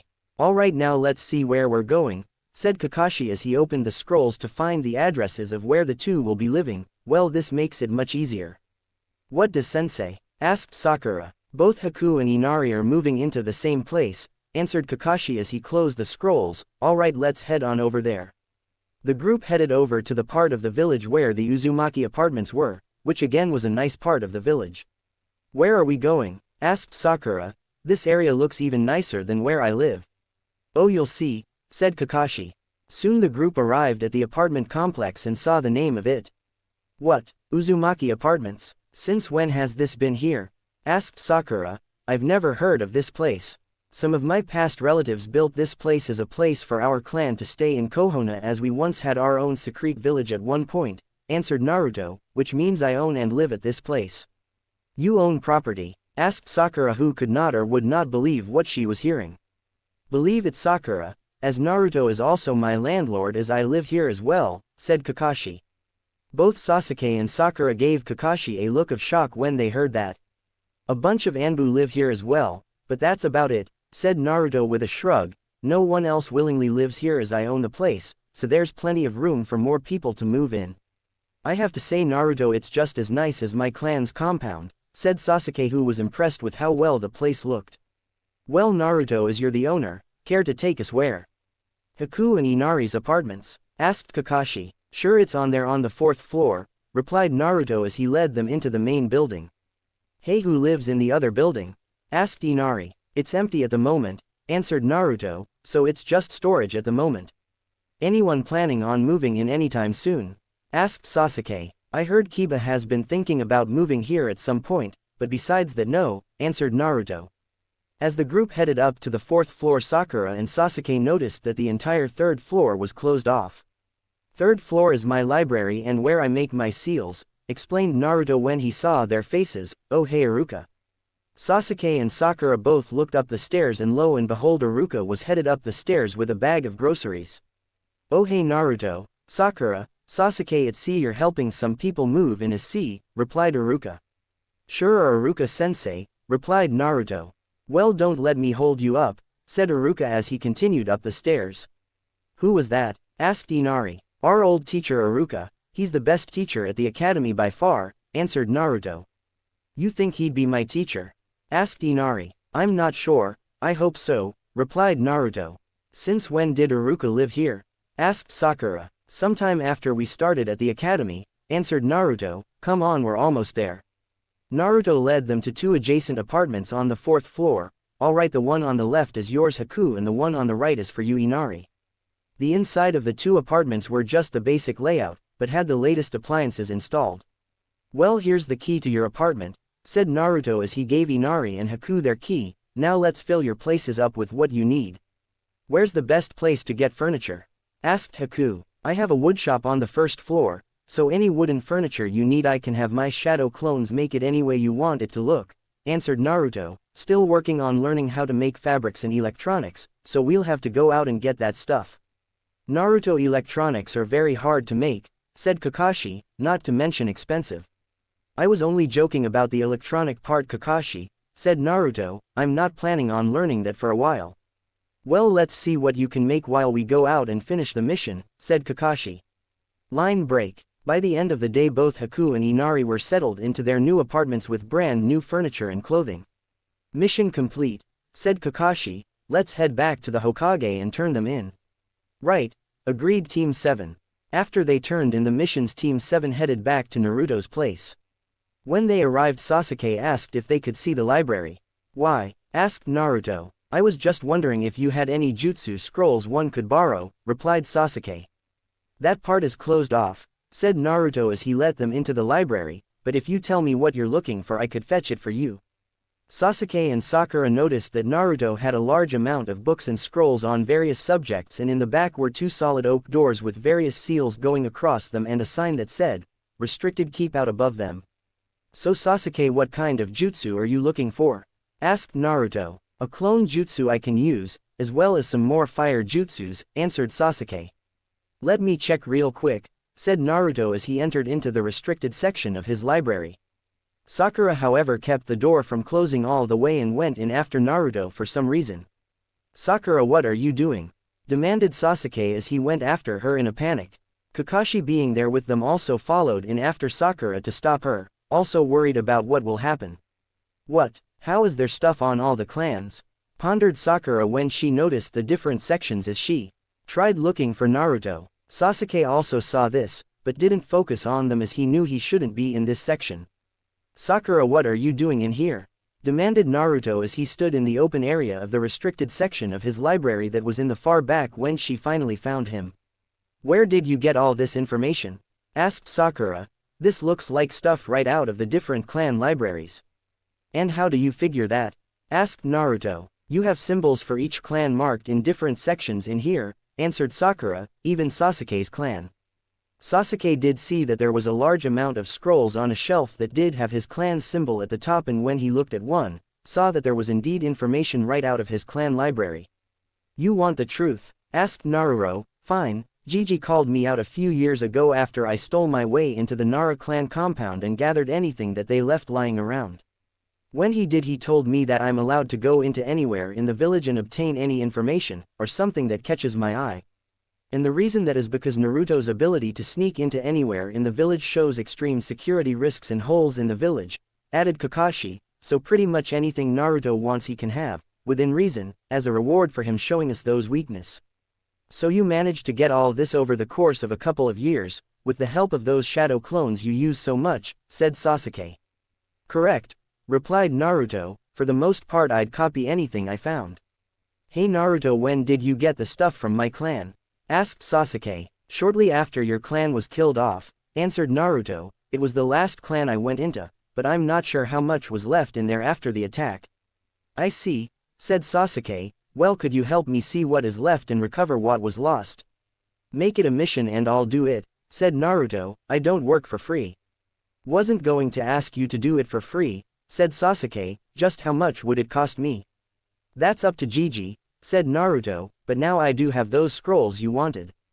Good to hear, said Sasuke as he was given those scrolls. You should give Sasuke everything you have in here, he's more deserving of it, demanded Sakura. No, I don't, Sakura. If Naruto can sneak into clan compounds and swipe their things, countered Sasuke, then he can keep them, no matter what they are. Sakura stormed off in a huff from being pretty much told off. Now that she's gone, care to tell me how you have something that looks so much like my Sharingan? Asked Sasuke. You're going to have to take a seat, cause it's a long story, said Naruto. Sasuke sat down and was told by both Naruto and Kakashi the reasons behind Naruto having a different type of Sharingan.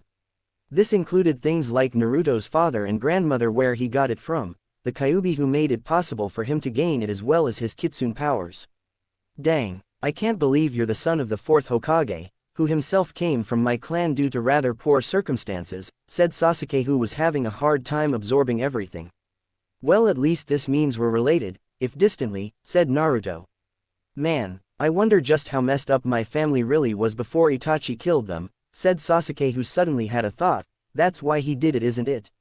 He found something really bad that they were doing and had to stop them any way possible, right?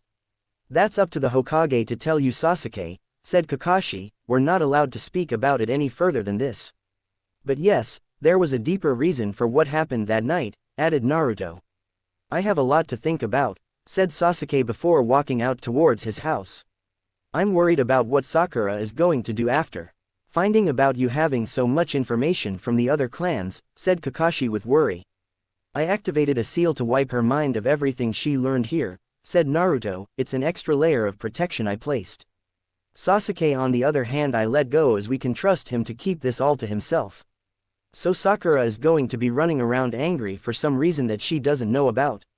Asked Kakashi. Yep, plus whoever put her up to sneaking into my private library, said Naruto, which I have no idea how they would know about that, as I've never told anybody about it except you, Iruka and Gigi. What do you mean by that? Asked Kakashi. Why in the world would she come in here the way she did and act the way she did if someone didn't ask her to find out what I had, explained Naruto. That is strange, agreed Kakashi, but I don't know who would know about your private stash of information to try to find out what it was. I don't know either. I mean, Danzo was killed by the Kyuubi the night everything went so wrong, said Naruto, so it can't be him. Line break. A few days later, Naruto decided to test Inari's potential and also found out that Haku had been made into a Chunin due to his skill level and many years being trained by Zabuza. Alright Inari, sit down and relax, and try to find your chakra, instructed Naruto, who had Inari sitting in a Fuinjutsu circle he had drawn. Alright Naruto, said Inari as he began trying to locate his chakra. It took a little over an hour, but Inari managed to find and unlock his chakra, which Naruto found to be about the same level as Konohamaru's and that he had a rather strong affinity towards water when he tested him for his elemental affinity. Naruto also found something strange in Inari's chakra that he couldn't figure out, and neither could Kumara, as he never seen anything like it before in his long lifespan. Care to take a guess? Well Inari, I'm proud to say that you have great potential to become a great ninja someday, said Naruto happily, but I should tell you that I noticed something odd about your chakra that I can't explain, like at all. Inari thought about something for a moment before saying, Gurmps told me that our family came from the sea itself long ago, but I'm not sure if that has anything to do with it.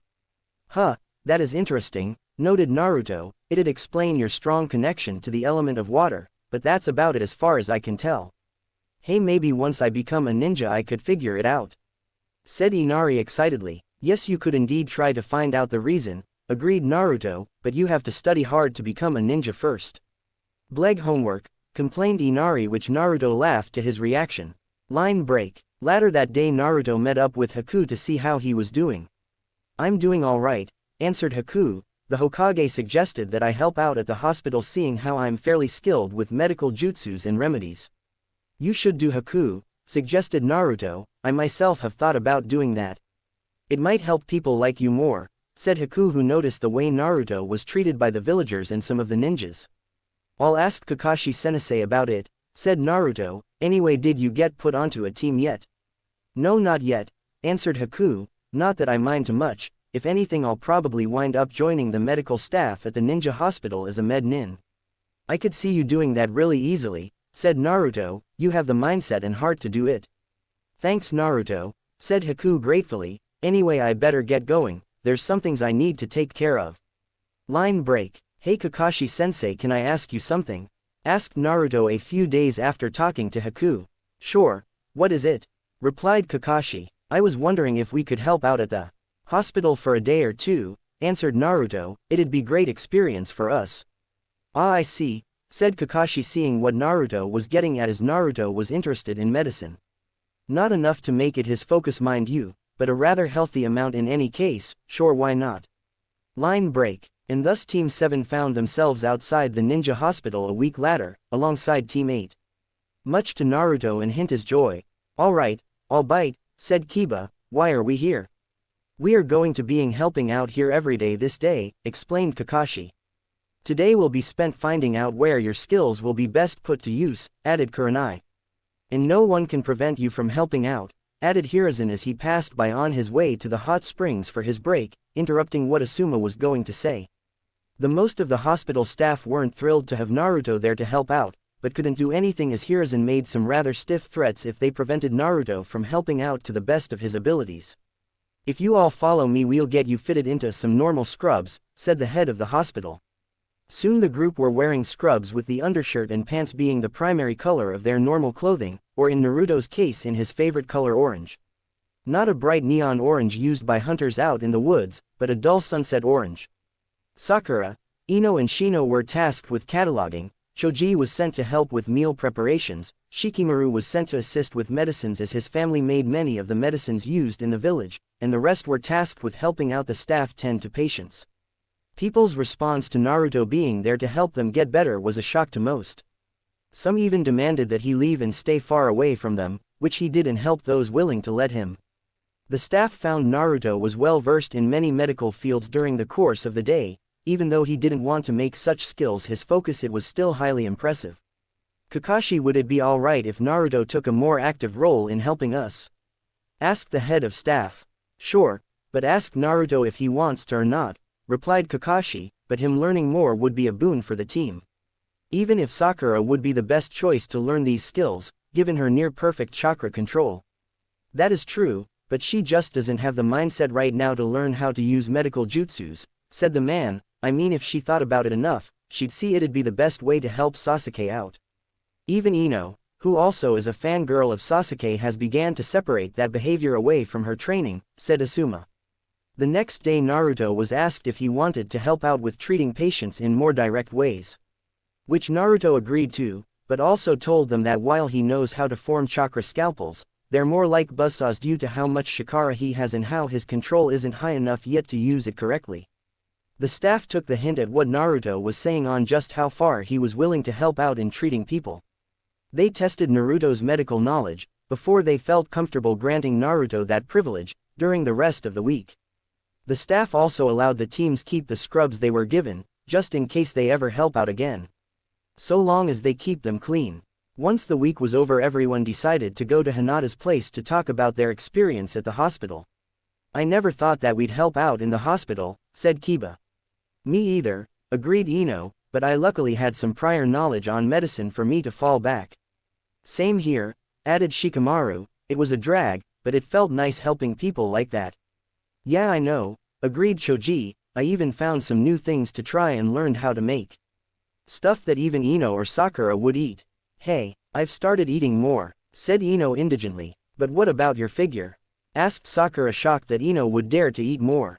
Being a ninja burns off the extra calories I've been eating, said Ino. You seriously should eat more too, or you're going to wind up in the hospital.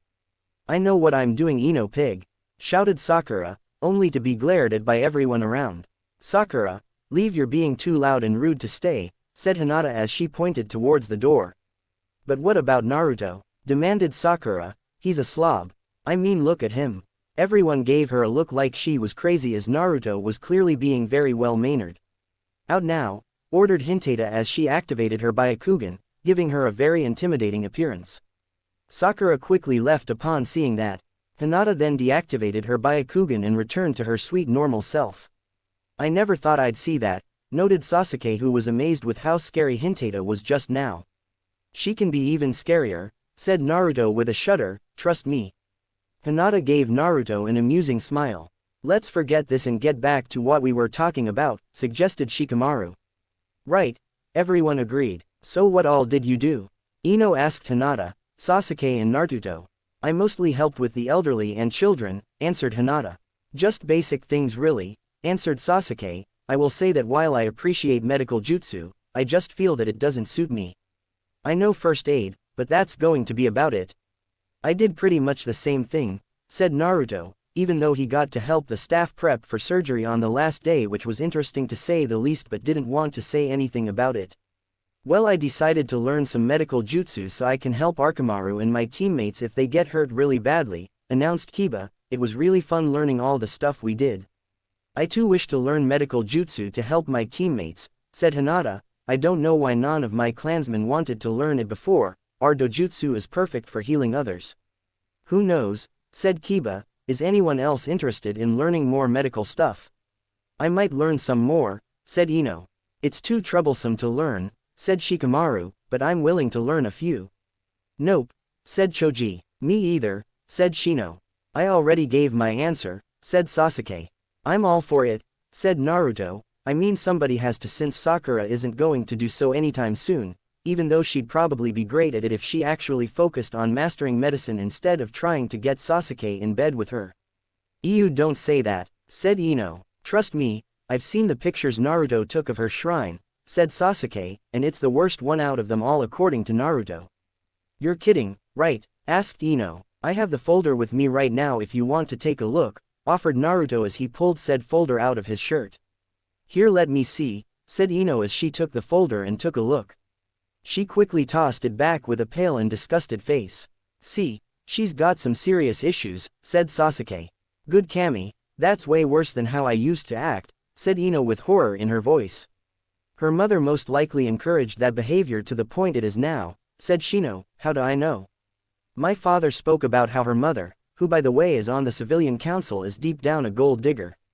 Me and Naruto are aware of that, said Sasuke, as well as our sensei, and none of us know how to save her from her current path to an early grave.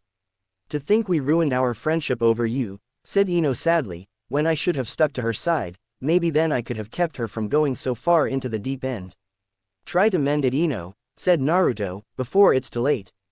I'll try, replied Ino. Dinner is ready, said a branch member from the doorway. Thank you, Ko, thanked Hinata. I really enjoy eating your clan's cooking, said Naruto with a look of bliss. It's some of the best food I get to eat. Glad you like it so much, replied Hinata. Dinner was a slightly more formal affair than most of the young ninjas were used to, but it went rather well anyway. After the rookie team's week of helping out at the hospital and the dinner at Hinata's shortly afterwards, they all tried to figure out what caused Sakura's behavior. However, none of them came up with anything concrete and decided to just keep an eye on her till they do. Not that she noticed them doing so. Another thing that happened from that week was that the parents of the rookies, minus Naruto, mentioned that they had a degree of interest in learning medical jutsu. They were rather surprised by it. Especially Kiba's mother, who didn't think he'd find medicine interesting at all. His sister Hana was glad to help him out as she was a vet in her team's med nin. Over the course of 2 months the teams trained hard and learned a new skill or two. Sasuke opened up to the other rookies, minus Sakura, and got to know them better. He also found that Ino wasn't as bad as he thought, especially since she gained control over her fangirlism and could hold a normal conversation with her. Ino also tried to repair her broken friendship with Sakura, but the girl wouldn't hear of it as she just thought Ino was trying to get her to lower her guard and then steal Sasuke away from her. Ino, however, refused to give up and kept at it. Teams 8 and 10 also helped out at the hospital again during the 2 months, but Team 7 did not, as problems were beginning to rise within the team. Mainly from Sakura constantly trying to get Sasuke to go out with her and her repetitively put Naruto down any way she could. She also tried to sneak into Naruto's library multiple times, only to be caught red-handed by either Naruto, Kakashi, Inari, Haku or Ruka, as they all used the library often. Inari, once he got used to the idea of studying after Naruto pointed out a way to make it more fun for him. All that led to Team 7's teamwork to plummet extremely far and kept them from doing any missions, as on top of everything Sakura would spread lies about Naruto's behavior to their client and other nasty things, like sabotage his work, causing Naruto to not get paid or other similar consequences. The only one that got hurt by them not taking missions really was Sakura herself, as the others had large bank accounts to keep them going, plus Naruto had his own business as well which racked in a lot of cash. And she had the gall to complain about not getting money or missions. Kakashi-sensei, when are we going to do another mission? Asked Naruto one morning before the two headed off to meet with the rest of the team. I don't know, Naruto, replied Kakashi, things just haven't been going very well since you and the other rookies helped out at the hospital. Speaking of which, I heard something the other day while I was at the Jonin Lounge. What? Asked Naruto, who had an idea what Kakashi was talking about. I heard that for doing such a good job at helping out at the hospital during your free time that they finally are going to let you assist directly with an operation, said Kakashi. Yeah, it's tonight, said Naruto with a shrug. It's nothing major, mind you, but yeah, they trust me enough not to mess up or cause any problems for them. I'm very proud of your progress, Naruto, praised Kakashi. I know learning medicine isn't a top priority for you, but the team does need someone with medical knowledge just in case it's needed. Thanks, Kakashi-sensei. Well, we better get going, replied Naruto. We don't want to keep Sakura waiting. Agreed, said Kakashi as the two shushinied to where Team 7 meets up.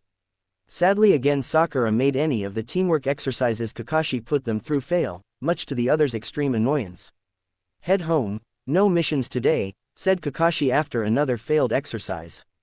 But how am I supposed to make a living if we don't? Asked Sakura. I don't know, find something that you can put your skills to use when you're not training, suggested Sasuke. I did, and I'm sure Naruto has as well. I thought training was all you did, asked Sakura. I found something to make up for the lack of missions, said Sasuke. I do have a life to live. Well, what is it? Asked Sakura. It's none of your concern, Sakura, replied Sasuke in the normal cold tone he uses with her. But, started Sakura. No buts, snapped Sasuke. Get a clue, Sakura. Sasuke then stormed off in a huff. Look at what you did, yelled Sakura as she pointed a finger at Naruto. You made Sasuke leave. Screw you, Sakura. I have more important things to deal with than your whiny ass, snapped Naruto as he also stormed off angrily. Be here on time tomorrow, Sakura, ordered Kakashi, and hope that they aren't still angry. Kakashi then left to go after Naruto to help calm him down.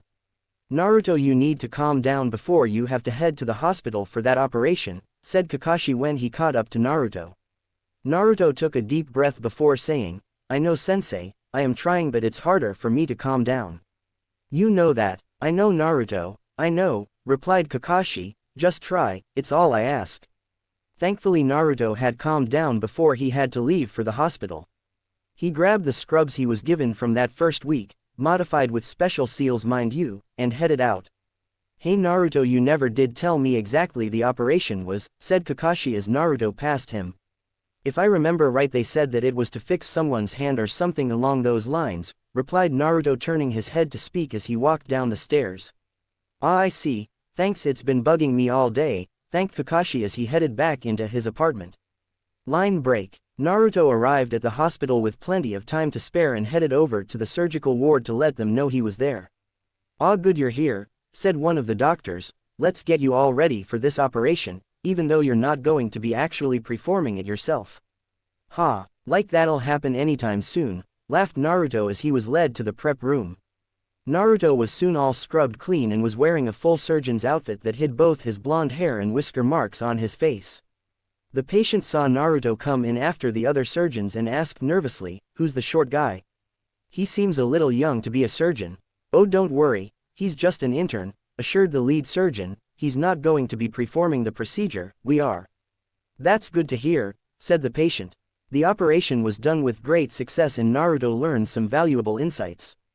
During the operation there was a meeting going on in the Hokage's office with all the current team senseis standing before him. It's that time already, asked Asuma. Indeed, the Chunin exams are beginning shortly, said Hiruzen. I've already sent out word on when they'll start, so do we have any nominations? I might Guy of Team 9 hereby nominate my youthful students Neji Hyuga, Rock Lee and Tenten to take part of the Chunin exams, said Might Guy as he stepped forward. I Kakashi Hackett of Team 7 hereby nominate Naruto Uzumaki, Sasuke Uchiha, and Sakura Haruno for the Chunin exams, said Kakashi as he stepped forward. Asuma and Kurenai also nominated their students for the Chunin exams as well. This came as a shock to everyone as it had been some years since all the rookie teams were nominated to take part in the Chunin exams. While I agree that most of my former students are ready, we all know Sakura is far from it, said Iruka. I'm aware Iruka, but rest assured that Naruto and Sasuke will make sure she lives, assured Kakashi, plus it might snap her out of her behavior. Good point, agreed Iruka, wish them luck for me. We will, said Asuma, don't worry. The next day before the team meeting Naruto was wandering around enjoying the scenery when he came across Konohamaru trying to sneak up on him with his friends Udon and Moegi, as well as Inari who were all hiding behind special cloaks that made them blend in with the wooden fence they were standing next to. Nice try you guys, called Naruto, but even though I can't see you, I can still sense your chakra and smell you fairly well. Aw man, but hey at least you couldn't see us, complained Konohamaru. You've improved a lot the last time I saw you, that I can't deny, said Naruto with pride. Hey Naruto, can you play ninja with us? Asked Moegi. A ninja playing ninja? That's stupid, mocked Sakura as she walked by. You clearly don't understand the point of it, said Naruto with annoyance. Hey, is she even a girl? Whispered Udon to Moegi. I mean she's so flat, and that forehead you could put an ad there. Sakura heard that and suddenly became rather threatening as mentioning that type of stuff caused her inner strength to come out, and it's not pretty. Run, ordered Naruto when he sees Sakura become enraged. But, argued Konohamaru until he saw the danger they were in. Get back here you little twerps, roared Sakura as she chased after Konohamaru and his friends. Naruto quickly followed them to make sure they aren't injured too badly. Suddenly Naruto heard a what sounded like someone crashing into someone, hard. Hey, watch where you're going you little punk, yelled a voice that Naruto didn't recognize, making him move faster. What Naruto found was a guy in a black cat suit holding Konohamaru up by his scarf with a blonde girl standing behind him looking slightly worried about something. Hey, put me down, complained Konohamaru. Come on Kankuro, you don't want to make Gaara mad do you? Asked the blonde. Relax Tamari, this will only take a second, replied Kankuro. Will it? Asked Naruto, who suddenly appeared by switching places with Konohamaru and punching the other ninja back onto the ground. Why you little? Growled Kankuro as he wiped some blood from his mouth, you're going to pay for that. Stay down, puppeteer, warned Naruto, you should know whose grandson you're threatening when you come to another village. Oh yeah, who's his grandpa? Asked Kankuro in a snarky tone. Oh, no one special, replied Naruto, just the Hokage. Kankuro's eyes went wide from that little bit of info. Hey, how do you know what my brother's specialty was? Asked Temari. Well, seeing that you're from Suna and he has that bundle wrapped up, I'd say it's a fair guess, replied Naruto, just like I can tell you're a wind user like I am by that large fan on your back. You're rather smart, you know that, complimented Temari, but we really should get going before our younger brother gets upset with us. I think that's a little too late, said Naruto as he looked up into a nearby tree as he sensed a large amount of bloodlust and dark power from it. Both Temari and Kankuro went pale as everyone looked over to where Naruto was looking and saw a red-headed boy about the same age as Naruto standing upside down on a tree branch. Kankuro, you're an embarrassment to our village, said Gaara in a creepy voice when he saw Shushi down to the ground and next to his older siblings. Naruto, that Gaara has that old Tanuki Shukaku sealed inside of him, warned Kurama, but something seems wrong with both of their mental state. Hey, your name's Gaara, right? Asked Naruto. Yes, why? Replied Gaara with confusion. You're 1, I'm 9, said Naruto as he put a hand on his stomach, and 9 says hi. Only the Suna siblings knew what Naruto was talking about, and they were surprised as Naruto was completely sane, unlike Gaara, whose own tailed beast warned him not to threaten anyone close to Naruto, or they'd be killed in his rage. That was a shock as Shukaku never told Gaara not to kill someone, meaning Naruto was a very big threat. Hey, what are you doing in our village? Asked Sakura. I see you're from another village, even if it is our ally. They're here for the Chunin exams obviously, said Naruto. Now we need to get going, we're running late for our team meeting. Hey, what's your name? Asked Temari. Who, me? Asked Sakura. No, the blonde, replied Temari with disgust. Naruto Uzumaki, answered Naruto.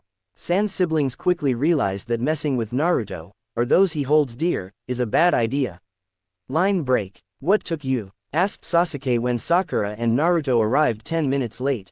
Ran into some Suna ninjas who are here for the Chunin exams, answered Naruto. I wonder if we'll get to take part, pondered Sasuke.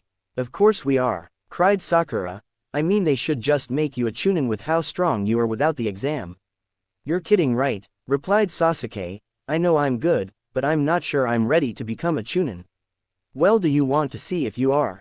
Asked Kakashi as he appeared in a swirl of leaves. You're late, yelled Sakura. You were late as well, noted Kakashi with a deadpan look. Are you saying we've been nominated for the exam?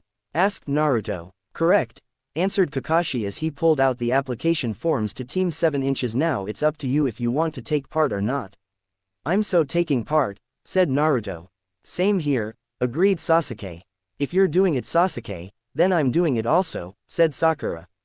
Team 7 then signed the application forms and handed them back to Kakashi, who then said, well, now next week head to room 301 at the academy for the first part of the exams. 301, got it, said Naruto. So what do we do now? Asked Sasuke. We're going to go over what skills you have and make sure they're mastered to the best of your ability, answered Kakashi. Line break. Naruto and Sasuke worked hard to master what skills they already have. Sakura on the hand really didn't train any of her skills.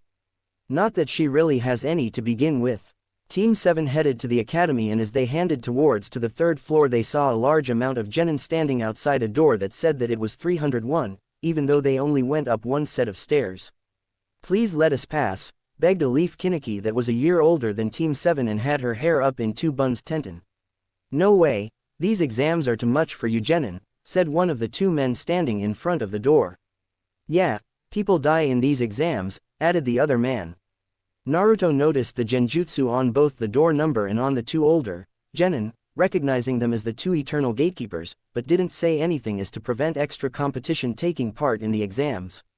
That is enough, drop this foolish illusion, let's move on, said Neji in a commanding tone as he came up behind everyone. Great, the mighty Hyuga prodigy has arrived, moaned Naruto, quake in fear of his prowess with the gentle fist. Neji glared hard at Naruto before moving on. Naruto's comment drew the attention of the rest of the group before them, especially Lee, who saw Sakura and immediately asked her out on a date. Ew, no, you're a creep, yelled Sakura in revulsion. Lee, she's not worth it, said Naruto, she's far too focused on getting laid by Sasuke to go out with anyone else. Sasuke's look of absolute horror from that comment was one to remember. Naruto never suggest that ever again. Sorry, apologized Naruto sheepishly, anyway let's get up to the real first test. As the three of them headed towards the stairs, Lee suddenly appeared and called out, Sasuke Uchiha, I would like to test myself against your Sharingan. What do you think, Naruto? Asked Sasuke. Considering I know Lee and how strong he is, replied Naruto, I say it'd be worth using your Sharingan to pick up some new taijutsu moves, but you'd still most likely lose. How can you say that? Yelled Sakura. Sasuke can defeat anyone, no matter what. Everyone gave her a look like she was crazy or mentally ill, which isn't too far off from what the problem truly is with her. Alright, Lee was it, said Sasuke as he activated his Sharingan. I agree to a quick friendly spar, but let's not go too far seeing how we have a test to take shortly. Alright, let's fan the flames of our youth, shouted Lee as he got into his Goken stance. Ooh, the strong fist. Careful Sasuke, otherwise you're going to be sore after this, warned Naruto. Indeed, if you aren't careful my youthful blows would indeed leave you reeling, agreed Lee. Sasuke was suddenly not so confident, but proceeded with the spare anyway. He lost, badly thought gained some new taijutsu moves out of it. As soon as the spar was over, Might Guy appeared to wish Lee good luck, and wound up doing the dreaded sunset of youth. Luckily for Sasuke, Naruto turned him away, while Sakura bore witness to it once again, causing her to scream so loud that it broke all the glass within a 2-mile radius, and severely hurt those with sensitive hearing's ears. This included Naruto, who was right next to her and had collapsed to the ground due to the pain. My ears, cried Naruto as he held his ears in extreme pain, my poor sensitive ears. Kakashi appeared suddenly and used the mystical palm jutsu to heal Naruto's ears and told Sakura, watch how loud you are, especially when your teammates and allies have a strong sense of hearing. Sorry sensei, apologized Sakura. Just get going, said Kakashi as he helped Naruto stand. Now Guy, let's go make a little bet. Kakashi led Guy away as the Team 7 headed into the room where the test was to take place. Upon entering the room they were hit by a large amount of killer intent from the other participants, which caused Sasuke to pause and Sakura to start shivering. However, you call that killer intent? Asked Naruto, who was unfazed. Let me show you how to unleash killer intent. Suddenly the room was filled with Naruto's full killer intent, which due to both containing Kurama and being part Kitsune made it incredibly potent. Almost immediately over 3/4 of the room bolted out the windows that were on the opposite wall to the entrance as they could not stand up to such killing intent. Gaara, who loved to leak his killer intent, was paralyzed with extreme fear. Seeing how killer intent comes from one's own power, so the more one can produce, the stronger that person was. And every instinct was screaming at him to run as far away from Naruto as possible. Naruto then reeled in his killer intent, just as the rest of the Rookie 9 entered the room. What happened? Asked Ino when she saw the far window broken down and the room was mostly empty. Did you not feel that killer intent? Asked Shino, who was still recovering from just sensing it. Yeah, I did. Who was that anyway? Replied Ino. Naruto Uzumaki, answered Gaara from where he was standing by the wall with fear in his voice. Mother does not want to provoke him at all, which has never happened before. Is Sakura going to be okay?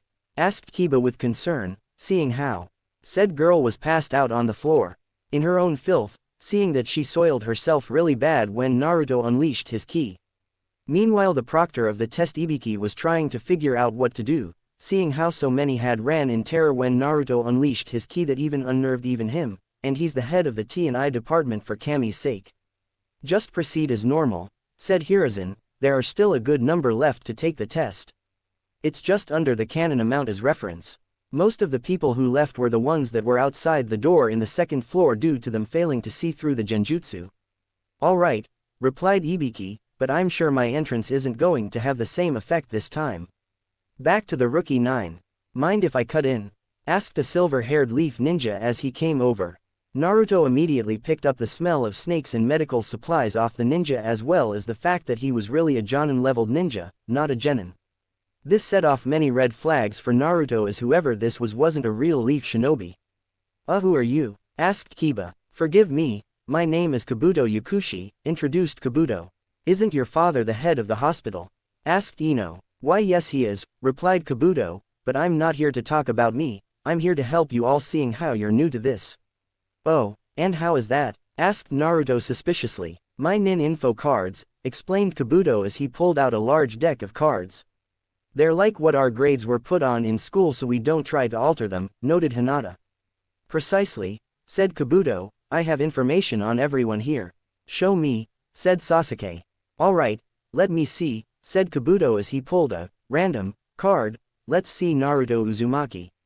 Naruto focused right on Kabuto as a good amount of his information is classified, so if Kabuto knows any of it, then he's indeed a spy and will be dealt accordingly. Let's see, says here that he was the dead last of this year with very poor skills in everything, but somehow jumped in power and skill far beyond the rookie of the year Sasuke's level almost immediately. Doesn't know many jutsus, though the shadow clone is interesting as that requires a large amount of chakra to use. His parents are unknown, but it is rumored that his mother is still alive in a coma, under the care of a distant relative. Inherited a place known as Uzumaki Apartments and is his place of residence. The final thing is that Naruto is the most disliked person in the village, even more so than Anko Mitarashi, read off Kabuto. Who's Anko? Asked Ino. Kakashi told me she used to be the student of Orochimaru, explained Naruto, so you can imagine people's response when that snake betrayed us. I take it was bad? Asked Ino. Very much, replied Naruto, from what I've heard, she lives in a crummy run-down shack in the red light district, and pays far more rent than it's worth for it. That's so mean, noted Hinata. Yes, sad. Now is there anyone you want intel on? Offered Kabuto. Sorry but no, said Sasuke, I don't know how you even got all the information you got, so I don't trust you. Even if you're part of the Leaf. Fair enough, shrugged Kabuto, anyone else? I'm trying to help you rookies get through this. None of the rookie 9 took him up on his offer. Just then the room was filled with smoke, signaling the arrival of the proctors for the exam. Alright you maggots, come to me to get the number of your assigned seat and then sit down, barked Ibiki who was holding the bag with the numbers in it. Everyone got their numbers and sat down, in the same way as canon. Ibiki then went on to explain the rules of the first test and then had them begin. Naruto, being the major bookworm, he was easily wrote down the correct answers without having to cheat once. The same went for Sakura, who while having no practical skills was still a bookworm and was smart, if only she used her smarts better. The events play out as in canon with a large number of the teams failing from being caught cheating too many times. Ibiki then announced the rules for the 10th question once the time was up. The response to the new rules was what Ibiki expected, but he noticed how all the rookies but one were largely unfazed. Guess who it was? Naruto noticed Sakura beginning to raise her hand, so he called out, alright, that's enough. I don't care if I'm stuck as a genin for the rest of my life, it's just a rank anyway and doesn't actually have anything to do with one's strength. Plus I'm going to be Hokage someday, and when that happens I'll get my revenge, believe it Ibiki. Naruto's little speech gave those who were faltering a backbone, and also made Ibiki shiver in fear at what the thought of what Naruto would do in revenge. Not that anyone noticed as he hid it incredibly well. Is that your final answer? Asked Ibiki. Try me, was Naruto's response. Then congratulations, you pass, announced Ibiki. Ha, knew it, said Naruto. Ibiki explained what the purpose of the first test and the 10th question were to those still in the room. Anko then walked in from the large hole in the wall that was still there from earlier, grumbling about how her grand entrance was ruined by a bunch of cowards who couldn't stand a little key. She denied the fact that it even scared her, and she hung around Orochimaru for years for Kami's sake. Huh, considering how many teams were here for the exams at the start. I'd say it's quite the drop-off, noted Anko. Who are you? Asked Tamari. Anko Mitarashi, head proctor for the second test, answered Anko in a dull tone. All of you are to report to the Forest of Death at 8 o'clock sharp, or you'll be disqualified from the exams. And for those who don't know where it is, it's also known as Training Field 44 inches. I see not making a lasting impression soured your mood, noted Ibiki. Don't worry, they're not going to forget tomorrow morning, replied Anko with a smirk that made everyone in the room, except Naruto, very nervous. I see Sensei wasn't joking about your sadistic behavior, noted Naruto, even if you're not showing us your full extent. Kid, you have no idea, said Anko with a snake-like grin. Next morning finds those who passed the first part of the test standing outside the dreaded Forest of Death, and by just looking at it one can tell it deserves its name. Alright, welcome to Training Ground 44, otherwise known as the Forest of Death. Called out Anko cheerfully, glad you all made it, means more blood to be had. Naruto, you've been here before right? Asked Sasuke. Yeah, I've been going in there for a few years now, replied Naruto. It's a great place to loot the dead and get some new jutsu scrolls and all kinds of weapons, plus any cash they had on them. You're the one who's been doing that? Asked Anko in shock. Man kid, you must have balls of steel or something. You could say that, replied Naruto as he thought about just how well endowed he was. Anyway, let me explain what this test is, said Anko. Your objective is to get to the tower in the center of the forest with both a Heaven Scroll and a Earth Scroll. Each team will get only one, which means there will be 15 of each scroll. While that means there's a good chance that we'd make it, Sakura told her teammates. We also planned something extra this year, continued Anko. There's one ocean scroll hidden in the forest, and if you find it, so long as you have one of the other two, you can head to the tower. Find and bring back all three and you'll get a special reward. What kind of reward? Asked Kankuro. A jutsu scroll from one of our shinobi's libraries for your team, answered Anko. That means only one scroll, not one for each member. This got everyone's attention as a new jutsu scroll is very valuable to any ninja worth their salt. Now on to the rules, said Anko. First off, you have 5 days to reach the tower. Failure to do so means you're done, and you have to stay in the forest for the entire 5 days. But what about food and water? Complained Choji. There's plenty of things to eat in the forest, just watch out for the poison plants and animals, said Anko. Now rule number 2, you must have all members of your team with you. If one of them dies or becomes incapacitated, you're done. Third, you are not allowed to look in any of the scrolls, as Chunin you'll be tasked with carrying classified documents. That's one of the main points of this test, to see if you're trustworthy to carry important and classified documents. The other is survival. Man, this sounds a lot harder than the first part, said a random genin from the hidden waterfall. That's the point, said Anko. This isn't meant to be a walk in the park. Oh, also I'm going to need you to sign these release forms so our village isn't responsible for your deaths, as some of you will die. So if you don't want to possibly die, leave. While a lot of the genin were nervous, they all stayed and signed the release forms and then given one of the scrolls. Once everyone was given their scrolls, Shade burst out of the forest and walked over to Anko. Ah, there you are, said Anko as she pulled out a blue-capped scroll. Here's the ocean scroll, keep it away from these maggots, all right? Got it, replied Shade as Anko tied the scroll to his side inside a scroll case. Then ran back into the woods. Was that a kitsune? Asked Tamari. Sure was, though not entirely sure why it's taken to hanging around here, replied Anko. Just know that ya can't kill him no matter what, you'll have to get the scroll from him in another way. Why can't we kill it? Asked Sakura. Because he has some powerful friends who'd get revenge on whoever killed him, answered Anko. Now head to your assigned gate and get ready to start.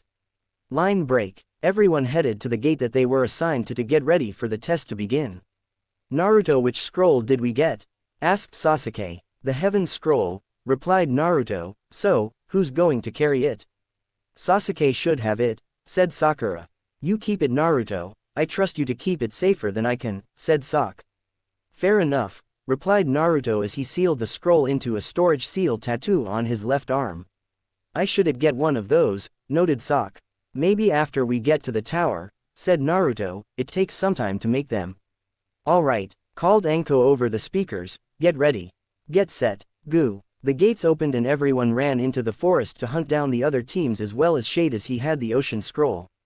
Team 7 was running along when Naruto suddenly said that he had to go to the bathroom. Naruto, don't do that near me, I'm a lady, cried Sakura. That's debatable, but I wasn't even going to do in the first place, said Naruto with annoyance before leaving to take care of business. As Naruto was relieving himself, he sensed someone landed behind him. He turned in anger. He saw that the guy behind him was staring in shock at how large Naruto was. Naruto didn't waste any time and quickly killed the pervert by jabbing his clawed hand into his chest before fixing his pants, taking anything of worth off the dead ninja and heading out to find his teammates. Hey guys, you'll never believe what happened to me while I was taking a leak, said Naruto as he came back to the group. Prove you're the real Naruto, demanded Sasuke as he pulled a kunai. Naruto discreetly showed Sasuke his Sharingan, proving he was the real deal. Alright, he's the real Naruto, Sasuke told Sakura as he put his kunai away. How can you be so sure? yelled Sakura as she pulled out her own kunai. All he did was look towards you. I have the Sharingan for one, which allows me to see through a henge, said Sasuke, and second no one can replicate the look in Naruto's eyes when he's serious. If you're sure, said Sakura as she put her kunai away. Suddenly a massive gust blew at them, sending them all flying. Naruto tried to hold his ground and stay with the others, but as he was caught off guard was blown away from them. Damn it, and I'm a wind type, I should know when one is being used near me, complained Naruto, who then sensed that something was eyeing him. What he saw was a very large snake looking down at him as if he was prey. Don't even think about it, warned Naruto. Either the snake didn't hear him, or didn't care as it lunged at him at high speeds. However, Naruto quickly changed into his true form. It's where his tails and ears are shown, it's not when he changes completely into a fox, and blasted the snake with a high dose of foxfire, completely incinerating it.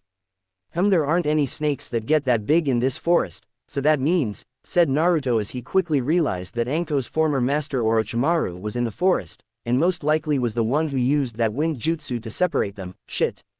I gotta find Sasuke and Sakura fast. What's wrong? Asked Shade as he came running over. It's Orochimaru. He separated me from Sasuke and Sakura. Yelled Naruto. Go get help, this might be the only chance we have of stopping him. Gotcha. Just be safe, replied Shade as he ran off, but not before leaving behind the ocean scroll he had. Naruto quickly used a chakra string to grab it as he dashed off to find his friends. As he ran, Naruto sealed the scroll away alongside the one they already had. Line break. Sasuke and Sakura landed hard up high in the trees as the wind knocked them into the air. Ow, oh man, I hope Naruto is alright, moaned Sasuke as he got up. Let's not do that again, complained Sakura, who was in quite a bit of pain as her body wasn't muscular enough to take the lading as well as she should have. Cuckoo, what do we have here? Pondered a grass ninja creepily as he and his teammates appeared on the other side of the branches they were on. Leave us, I'll deal with them. The other two ninjas jumped away, leaving only Sasuke and Sakura with the very creepy grass ninja. What is that you want? Asked Sakura nervously. This is the scroll you need, asked the ninja as he held out a earth scroll for them to see, before opening his mouth and swallowing it whole. Honestly, we don't know, replied Sasuke. Naruto's the one who has our scroll and dealt with a different ninja before we got separated, so we don't know if that guy had the scroll we needed. Orochimaru didn't like the fact that Naruto was the one who had the scroll and not Sasuke, as while not a major issue to his plans, would have made things easier as he was planning on destroying Team 7's scroll to force Sasuke to use the curse mark he was going to give him. I didn't think you'd be foolish enough to give something so important to such a buffoon, but no matter, said Orochimaru, we shall fight to the death for the scroll I have. Orochimaru then unleashed his ki upon Sasuke and Sakura, but the effect wasn't what he expected. Sakura passed out entirely while Sasuke only seemed mildly phased. Naruto's ki is far worse than this, said Sasuke. He proved that yesterday. It made a massive amount of teams to go running before the first test as they just couldn't handle how potent it was. Orochimaru blinked owlishly for a few moments as he processed what he just heard. A fresh rookie genin was able to make stronger ki than he was, not something the man was going to believe. Orochimaru then launched himself at Sasuke to engage him in a taijutsu battle. Also, he can gauge Sasuke's body potential to be his vessel when the time comes. Sasuke quickly realized that he was going to need his Sharingan to have a chance of avoid getting hit and landing his own blows. The fight went on for a few minutes before both ninja jumped back and started performing hand seals. Fireball Jutsu, cried Sasuke as he fired off a large fireball. Water gun shots jutsu, yelled Orochimaru as he fired off a barrage of high-pressured balls of water. The two jutsus clashed, but as water is strong against fire, Orochimaru's attack overwhelmed Sasuke's.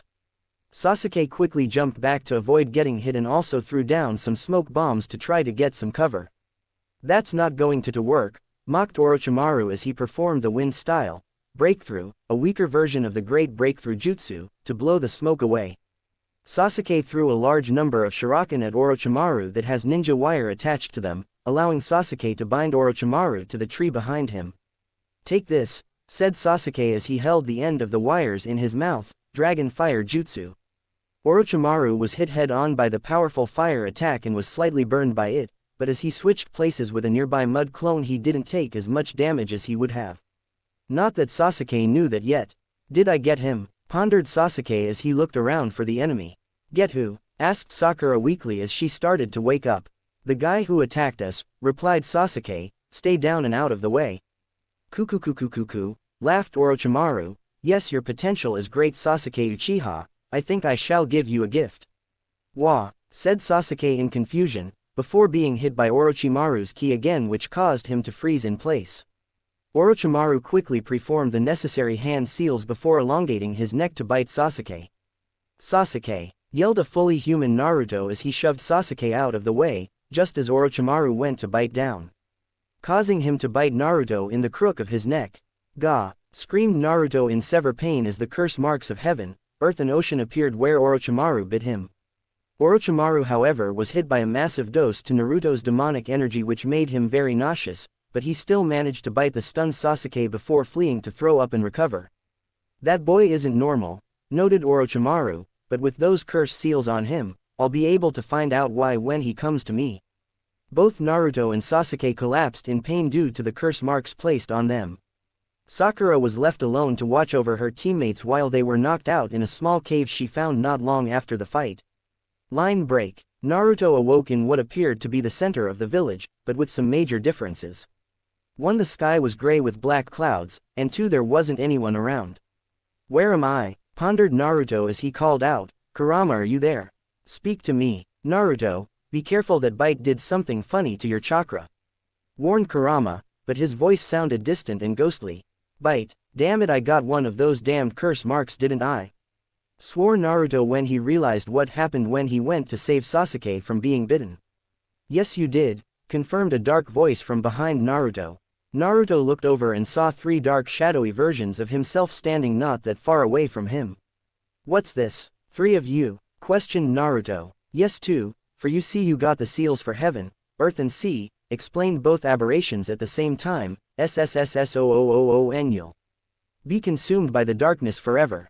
Not going to happen, said Naruto as he called upon his kitsune powers changing into his true form. You 3 are nothing more than parts of Orochimaru's soul and corrupt sage chakra, too bad for you my Yoki is far stronger.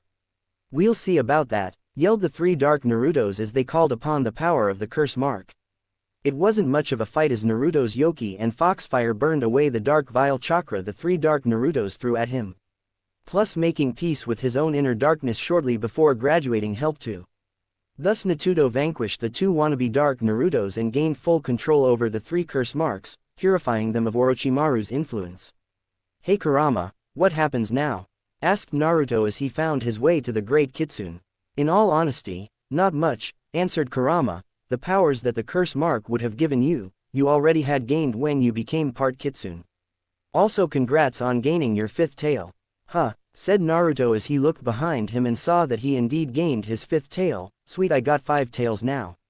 Yes and a lot more power to go with it, said Kurama, but back to the topic on hand, the 2 curse marks will make it easier to learn Sage Mode when you are old enough to learn it. As well as a small power boost, but gaining your 5th tail absorbed that boost, so that's a moot point. I guess if anything if you manage to get the 2nd stage of it, you'd gain some freaky transformation that's not kitsune related. But meh who knows, you know I just thought of something, said Naruto, 2 of the curse marks match with 2 of my nature affinities. That is interesting, but you should wake up, said Kurama, I sense you're in danger. Line break. 2 days. And in danger Naruto was as the team from Sound, who barely managed to stay put when Naruto unleashed his ki yesterday, were trying to get to Sasuke to kill him. But a injured Team 10 was standing in their way, along with Lee and Sakura. But Sakura was dead weight anyway and of no help in the fight to protect Sasuke.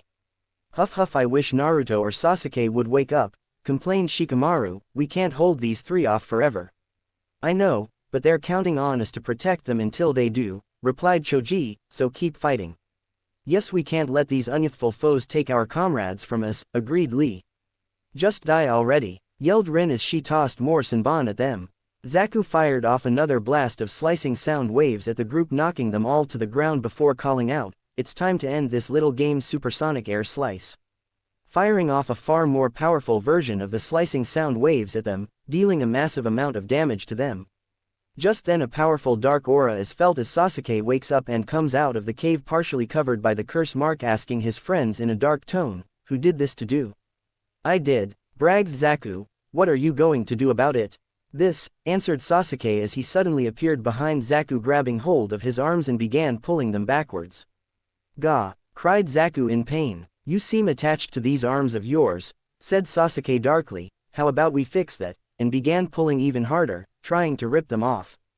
Zaku began crying out even more, when suddenly an even more powerful dark aura erupted as Naruto awoke, covered in 3 different markings as he came out of the cave, saying in a calm tone, Sasuke, that is enough, this isn't you. Who says? Demanded Sasuke. You have this amazing power to write. Relish in it and crush our enemies into oblivion with me. I think not, said Naruto as he moved incredibly fast and knocked Sasuke out, which caused the curse mark to recede. Please don't kill us, begged Dosu, just take our scroll and let us go. Fine, toss it over and get out of my sight, snapped Naruto. Dosu quickly complied and left with his 2 teammates as fast as they could. Naruto then sent out a pulse of Yoki to remove the remaining influence Orochimaru might have had still. This caused the dark aura around him to turn dark red and the markings to merge into a large tattoo around where the 3 curse marks are located that reached down to just past his left elbow, and covered his entire left shoulder pectoral. Not that anyone noticed yet, as it was under his clothing where no one could see it. You okay, Naruto? Asked Shikamaru with worry. You had similar markings on you as well, and that dark aura, before that dark red appeared and replaced it. Yeah, I'm fine, replied Naruto as he recalled the aura. Those markings force those who are cursed by them to face their inner darkness, only it's empowered by the curse mark and much harder to defeat. I take it you won? Asked Choji. I made peace with my inner darkness before I was cursed, so what appeared to try to take control over me was hopelessly overpowered. Especially due to a particular set of circumstances that gave me another source of power to call upon to help get rid of that foul darkness. Any idea type of energy that darkness was? Asked Shikamaru. It'd help in finding a way to counter it. You know how Lord Jiraiya is known as the Toad Sage? Asked Naruto. Yeah, replied Shikamaru. Well, it's not just because he can summon toads, no, it's because the toads taught him how to harness Naruto chakra through Sage mode, explained Naruto. That's the type of energy the curse marks use, but twist and corrupt it into something dark and foul. Man, I hope Sasuke can either get rid of the curse mark, or gain control over it, said Choji. How did you 2 get them in the first place?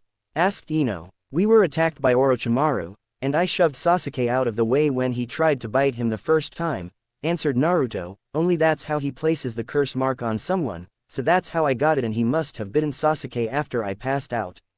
If Orochimaru is around, then we really need to get out of this forest, said Shikamaru with panic in his voice. He's already gone, said Naruto. I may not have sensed him when he attacked us, but now that I know what his chakra signature is, he can't hide from me anymore.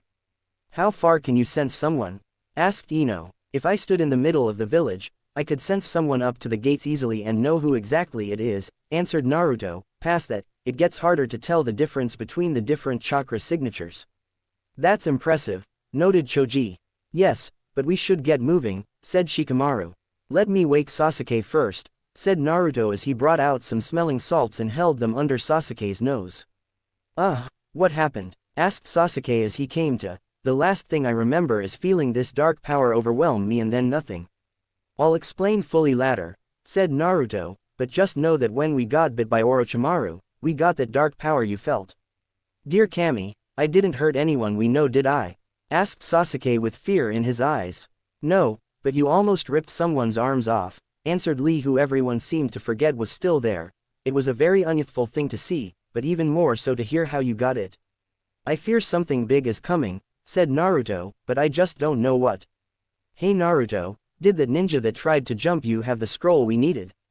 Asked Sasuke. He sure did, the moron, answered Naruto. I mean, his team is out of the exam due to the fact that got their scroll and killed their teammate in one fist to the chest.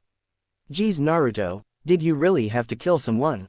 Asked Ino, who was shocked that Naruto killed someone.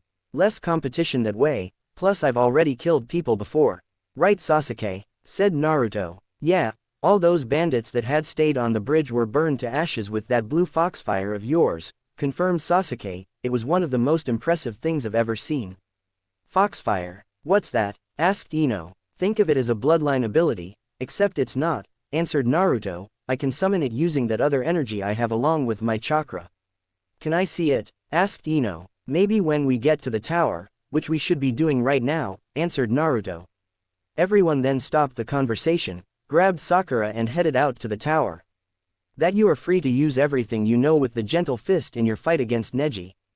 Good to hear. Besides the fox and hummingbird, the gentle fist is my best taijutsu style, said Naruto, so anything else I need to know? Jiraiya is waiting for you back home to start your training and hopes you're doing alright, said Hiruzen. I'm still peeved at Neji, but besides that I'm fine, replied Naruto. I'm going to get some sleep, after everything I'm worn out. How long will it take for her to recover? Asked Hiruzen. Heihachi wants to know how long before Hinata can go back to training. It'll take the month for her to recover properly, answered Naruto, so long as she doesn't do anything strenuous. Alright, I'll leave you be, said Hiruzen. Naruto then climbed into bed with Hinata laying atop the covers as there wasn't any other beds in the room. The next morning Naruto wakes up to find Hinata staring at him with wide eyes as he was in the same bed as her, even if he was on top of the covers. Morning Hinata, how are you feeling? Greeted Naruto. How long was I out? Replied Hinata, and my chest feels sore, but besides that I'm fine. Not long, replied Naruto as he got off the bed. I'm glad you're feeling alright, open heart surgery is no laughing matter. What? Asked Hinata in shock. What do you mean by that? Hinata, Neji did some serious damage to your heart, said Naruto in a soft tone. You almost died because of him. I'll have to thank the doctor who saved my life, said Hinata sadly. You're welcome, said Naruto in a soft low tone facing away from her. What? Naruto, I know you've helped out with a few minor operations at the hospital, but you've never helped out in something so major, asked Hinata, so why are you saying you're welcome?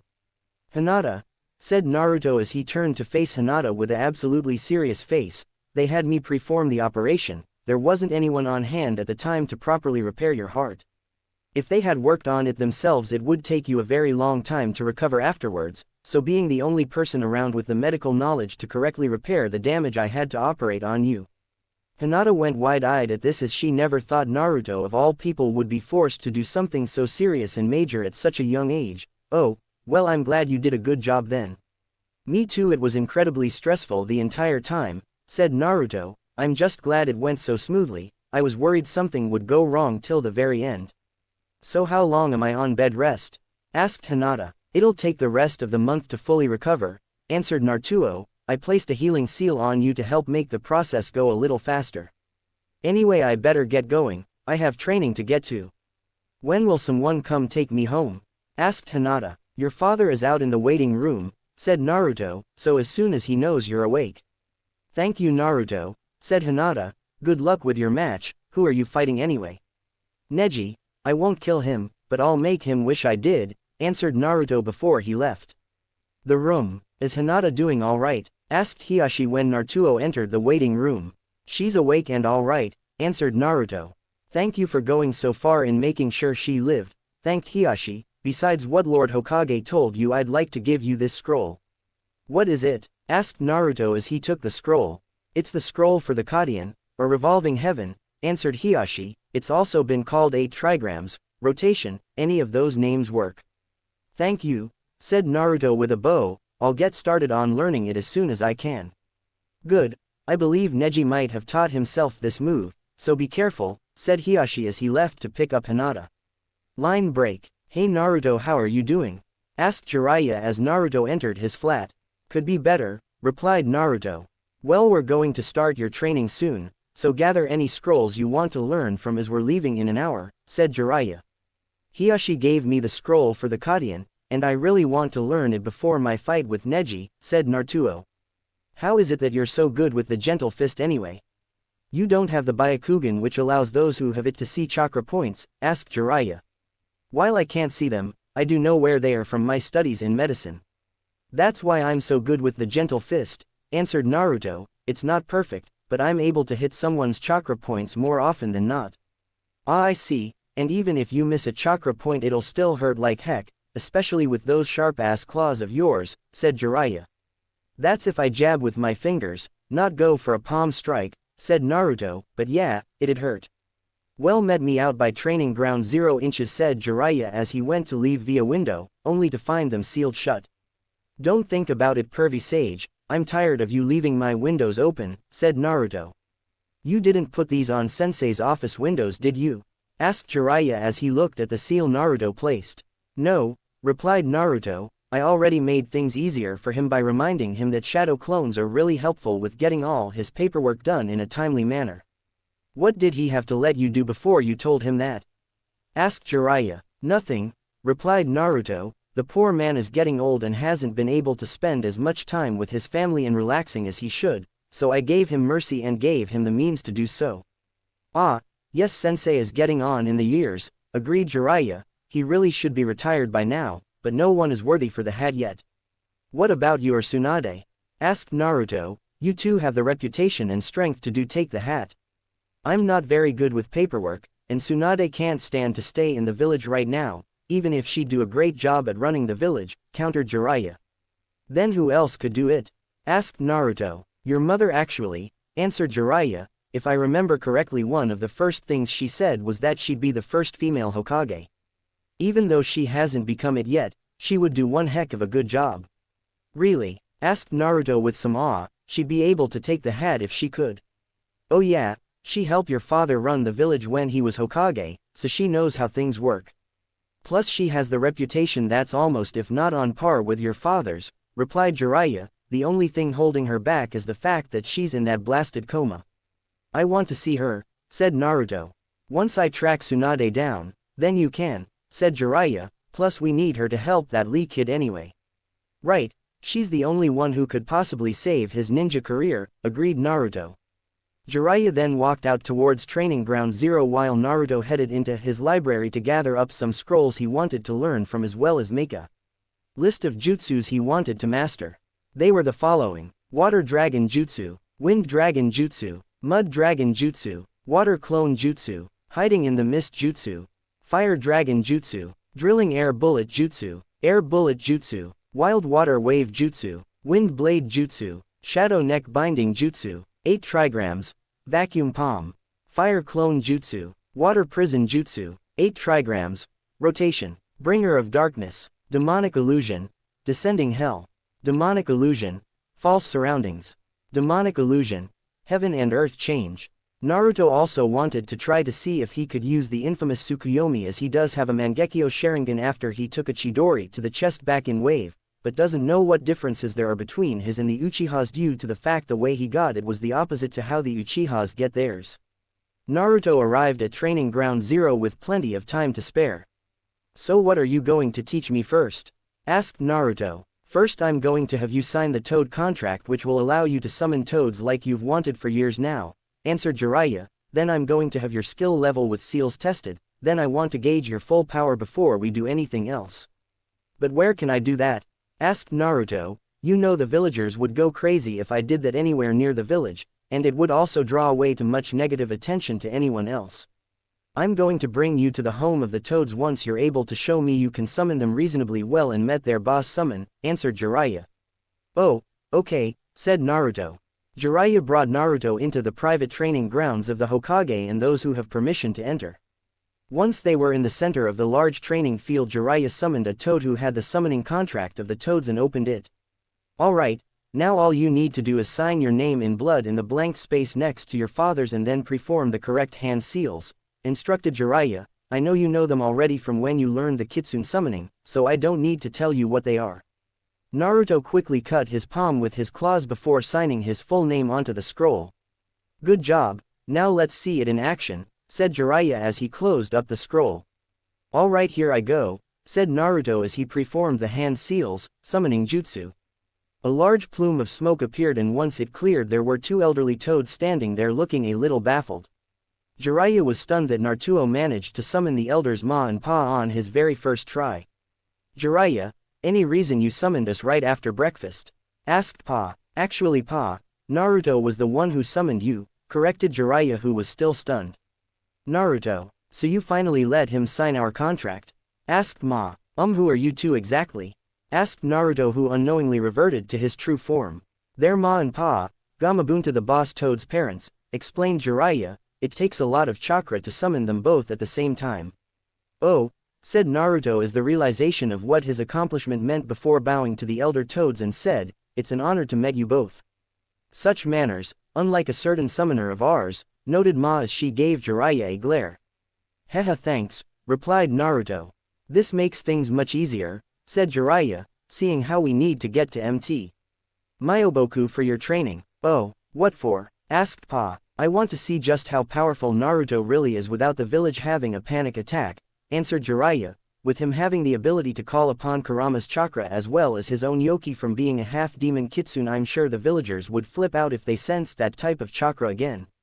Fair point, luckily there's the perfect place to do that back home, said Pa. Give us a moment and we'll reverse summon you too.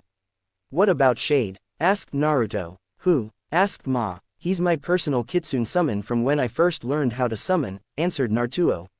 You can just summon him when you arrive, plus he'd have his own way to follow you, said Pa.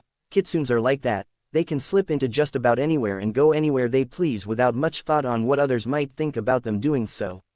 Sounds like what Naruto does very often, said Jiraiya, but it ended well for him in the end. I'm right here, said Naruto, but yeah, Gigi wasn't angry about it, and now I get paid to do it. Ma and Pa went back home and within moments after leaving reversed summoned both Jiraiya and Naruto to MT. Myoboku. Line break. Naruto quickly took note of his new surroundings and found that there was a large amount of life energy in the air. Wow, this place is amazing, cried Naruto in awe. I know, it's beautiful, agreed Jiraiya, I never get tired of coming here. Then why don't you visit more often and finish your sage training?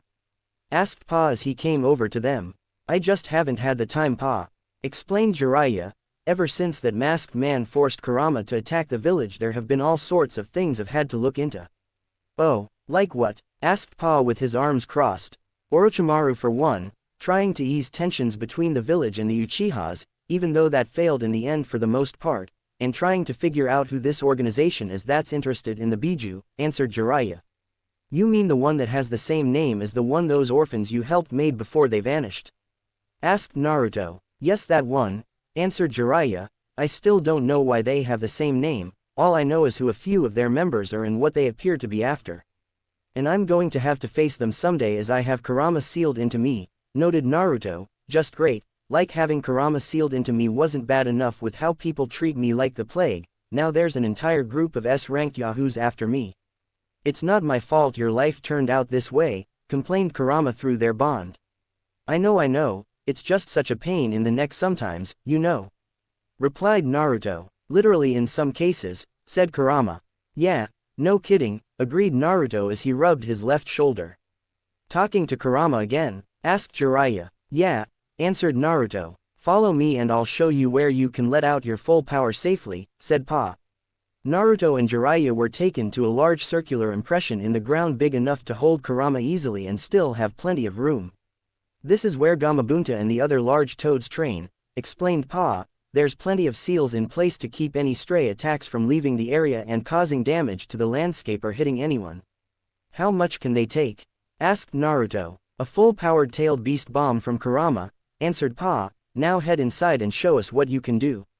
Alright, agreed Naruto as he entered the area. Once he got to the middle, Naruto let his full power come to the forefront in a massive burst of chakra and yoki. Jiraiya took note that in his natural form Naruto, and not holding back, his power was on par with the one-tailed Biju in terms of raw power. And he still had yet to take his most powerful form, his full Kitsune form. How do you feel, Naruto? Asked Jiraiya. Amazing, I had no idea I was this powerful, replied Naruto, who still had a red cloak of raw chakra and yoki around him. I agree, but how well can you control it? Replied Jiraiya. Let's find out, said Naruto as he began going through all the jutsus he knew to test how they'd react. It was very chaotic as all of his jutsus were way overpowered. Also Naruto had little to no control over them in the cost of how much chakra he was using or how strong he wanted them to be. The only thing remotely controlled was his foxfire, as it was a natural part of him. Okay, before we move on, how about you learn to control your full power as best you can for the first week, suggested Jiraiya. We don't need you to slip and cause harm to those around you that aren't your enemies. I agree, added Pa, who was amazed by how powerful Naruto was. Just out of curiosity, how strong am I like this? Asked Naruto. Honestly as strong as the one-tailed Biju, answered Jiraiya, and you haven't even gone into your most powerful form. Or gained all 9 of my tails, added Naruto, who was shocked at just how strong he truly was currently. I forgot about that, said Jiraiya. Every time you get another one of them you become even more powerful. I see 5 so far, said Pa, so there's 4 more to go. Kurama told me that I shouldn't get any more for a while after the 6th one, said Naruto, but by the time I'm 30 I'll have them all. Well, that's good to know, said Jiraiya. Any idea when the 6th one will come in? Within the next few years, answered Naruto. Good to know. Now let's get at least some of your power under control, said Jiraiya. Thus the first week was spent having Naruto learning to control his vast power in every way possible. By the end they figured Naruto gained control over about 25% of his full power and was able to properly use most of his jutsus while using it. The second and third week was spent having Naruto master what jutsus he already knew and learning the ones he brought with him. The final week Pa decided to have Naruto start learning how to sense nature chakra so that when the time comes Naruto can learn Sage Mode, he can do it a little easier. Of course, due to the nature of the curse marks being derived from Sage Mode, they started drawing in a small amount nature chakra into Naruto's chakra network, not enough to cause Naruto to start turning to stone, but enough to make his elemental jutsu stronger by 5%. This was an unforeseen effect the curse marks would have on Naruto, but one that worked out in his favor as it made his elemental attacks slightly stronger. So Jiraiya, where do you put Naruto in terms of strength overall? Asked Pa the night before Jiraiya and Naruto were to head back home. Overall, high chunin to low special jonin, answered Jiraiya, at full power. No clue. Hey pervy sage, what's for dinner tonight? Asked Naruto as he entered the room Jiraiya and Pa were in at Ma and Pa house. Not sure, we've used up our rations already, answered Jiraiya. I guess whatever Ma makes. I think I'll rather go hunt for my own food, thank you very much, replied Naruto. If I only knew where I could go do that. The base of the mountain has plenty of things for you to hunt down, said Pa, just be careful as that's close to the edge of out territory. Who lives at the bottom of the mountain? Asked Naruto. The rabbit clan, I believe, answered Pa as he thought about, but that's for most of the base. The forest down there belongs to the monkey clan, and they wouldn't like it if you tried hunting in their land without permission. So, rabbits it is then, said Naruto before changing into his kitsune form and running out the door. Is it really okay for him to hunt down rabbits? Asked Jiraiya. There's so many of them and they repopulate so fast, it won't matter anyway, said Pa. There's only one summoner they have currently and she's way off in the land of hot springs.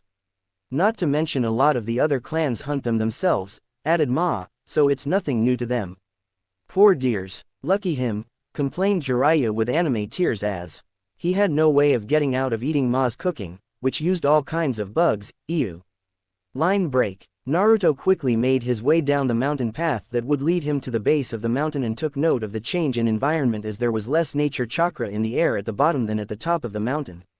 That's why the Toads are one of the few clans who can use Sage Mode, explained Kurama from the bond. Only the clans that live in areas rich in nature chakra learn how to harness it. Makes sense, agreed Naruto. Once reaching the bottom, Naruto set out to find a meal and soon found the trail of a large rabbit and followed it. Huh, who's there? Called out the rabbit when he noticed he was being followed in fear. Naruto didn't breath a word like a true predator and got ready to take the rabbit down, not acknowledging the fact that it could talk as this was the land of summoning animals after all and all animals could talk. The rabbit became very scared and before he could bolt was hit by Naruto's ki, freezing him in place and making his little heart beat faster than it ever did before. Please no, let me go, cried the rabbit in terror. Naruto's response was to leap out from the underbrush and latch onto the rabbit's neck with his powerful jaws, biting down as hard as could, killing the rabbit instantly with a small sequel being the only sound that came from the rabbit as he died. Looks about to be 10 pounds. Yum, said Naruto before he began tearing into his kill to eat him, leaving nothing but the rabbit's bones behind. Still hungry, better find some more food, said Naruto once he was done. Naruto found, killed and ate 4 more rabbits before he was full and headed back to the top of Mt. Myoboku to go to bed.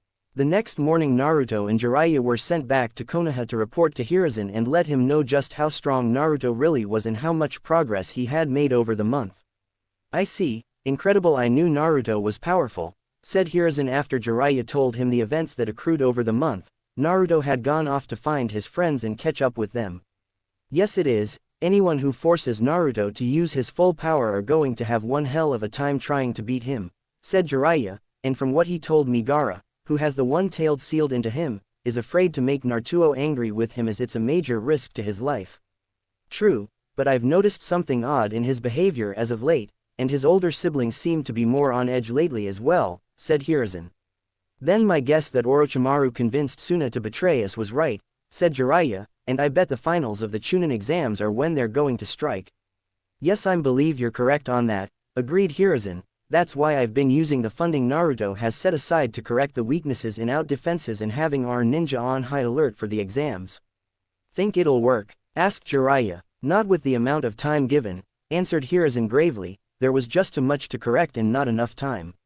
Furthermore, Orochimaru knows our defenses well enough to bypass them easily, even with the corrections we've made so far. Hope you've been getting back into shape then, Sensei, said Jiraiya. We know Orochimaru will be coming after you. I'm aware of that, said Hiruzen. Sadly I'm too old to push myself as far as I used to. I fear after this we'll need a new Hokage whether I survive or not. I planned on finding Tsunade after the exams and bringing her back to help Lee. Maybe Kushina will wake up by then and she can take the hat like she's always wanted, said Jiraiya. I've been thinking what she's needed to wake up as Naruto, said Hiruzen. They've been apart long enough. I think you're right, Sensei, agreed Jiraiya. There's nothing medically wrong with her, so she should have woken up years ago. I'm sure you planned on bringing Naruto with you anyways, said Hiruzen, which means when Kashunia wakes up she will become the first female Hokage. Line break. Naruto found his friends hanging around one of the training grounds and called out to them, "Hey everyone, I'm back." "Where have you been?" asked Ino. "All we got was a clone telling us you went somewhere to go train before it dispelled." "Sorry, can't say," replied Naruto, "but how have you all been?" "Training hard," answered Sasuke. "Kakashi kept driving me into the ground the past month so I have a chance at beating Gaara. I've been trying to figure out what I discovered in Sakura's head," said Ino. "What was it that you found anyway?" asked Naruto. "Well, for one, she has two souls," started Ino. "Her inner self was the one I found when I entered her mind." "And," prompted Sasuke. "Well, her inner self told me that when she was young something happened that caused her main personality to disappear, and what we've been dealing with is what whoever did what they did to her to remain," explained Ino.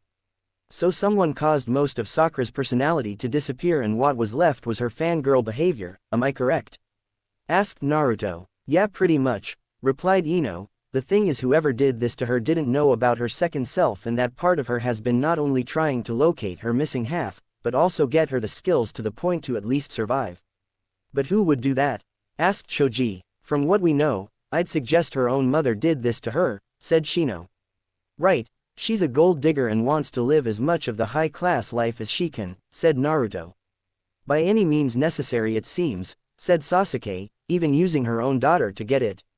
"You know, the funny thing is Sakura does have an older brother," said Naruto. "He's even a ninja, but lives on his own away from his mother." "How do you know that?" asked Sasuke. "Sakura has never mentioned having an older sibling."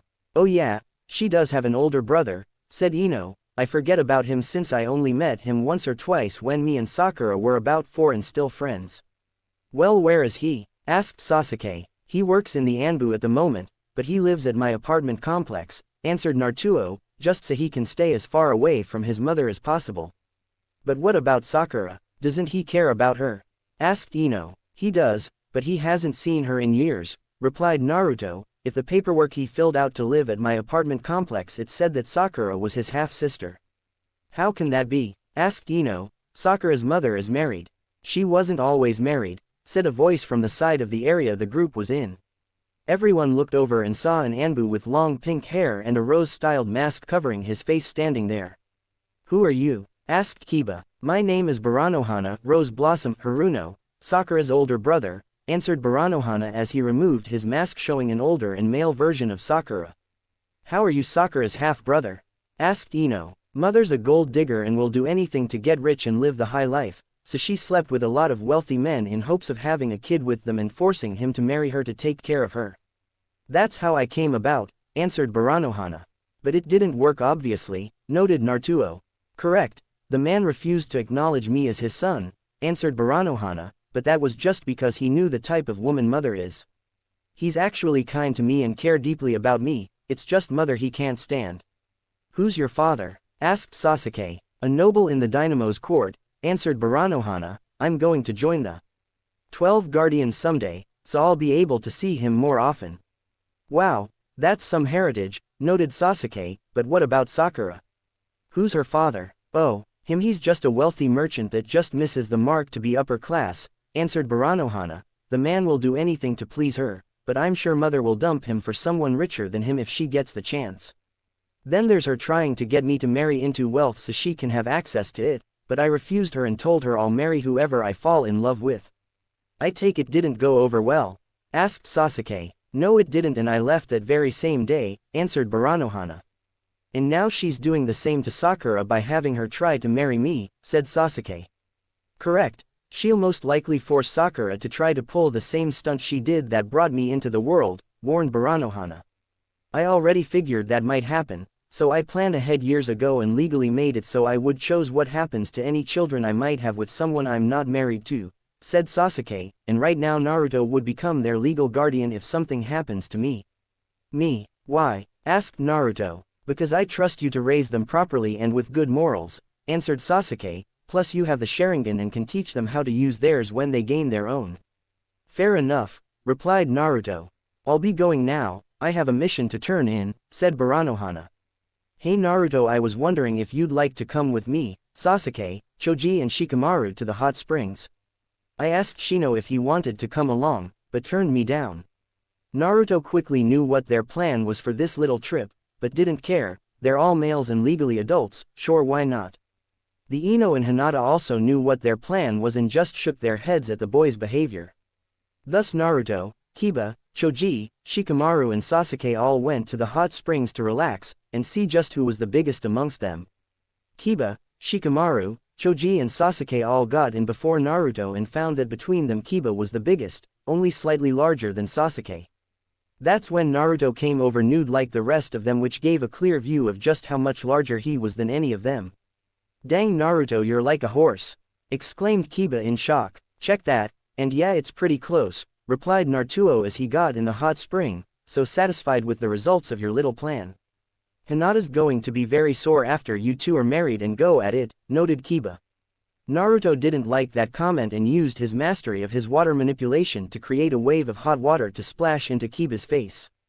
OWWW, that hurt, cried Kiba in pain. Then don't mention stuff like that, yelled Naruto. Even if it is true, said Sasuke, and none of us are even hard yet, so I can only imagine how big you can get. Oh, you want to find out?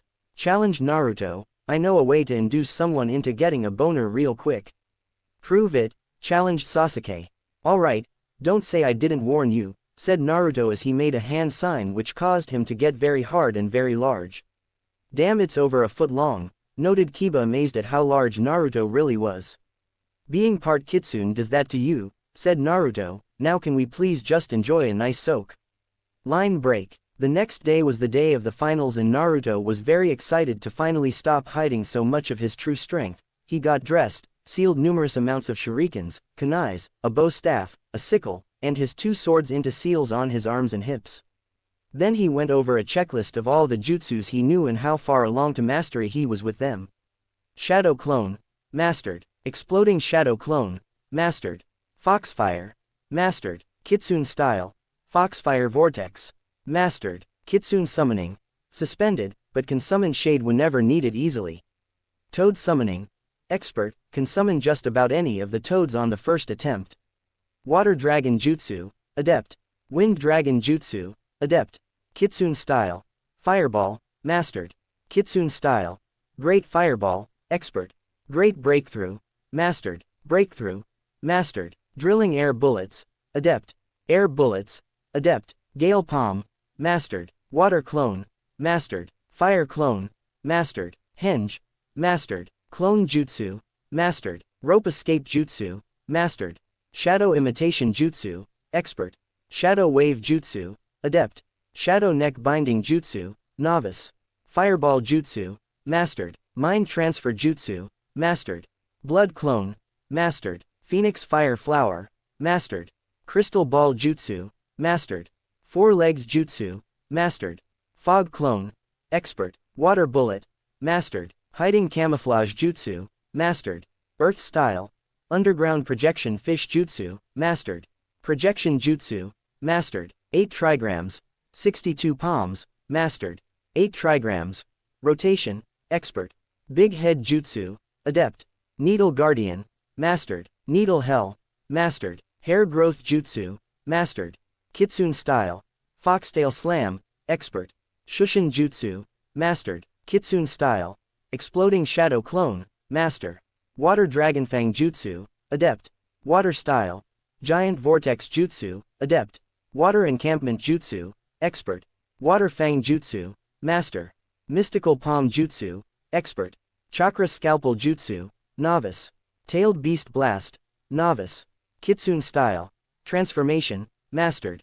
Thousand flying water needles of death, expert. Kitsune style, foxfire storm, mastered. Chidori, novice. Sealing art, insight of one's potential, mastered. Chakra string, mastered. Sealing art, mind wipe, mastered. Mud wall rampart, adept. Neck elongation jutsu, apprentice learning. Great inferno jutsu, novice. Kitsune style, great inferno, novice. Evil sealing art, heavenly shield of wool, mastered.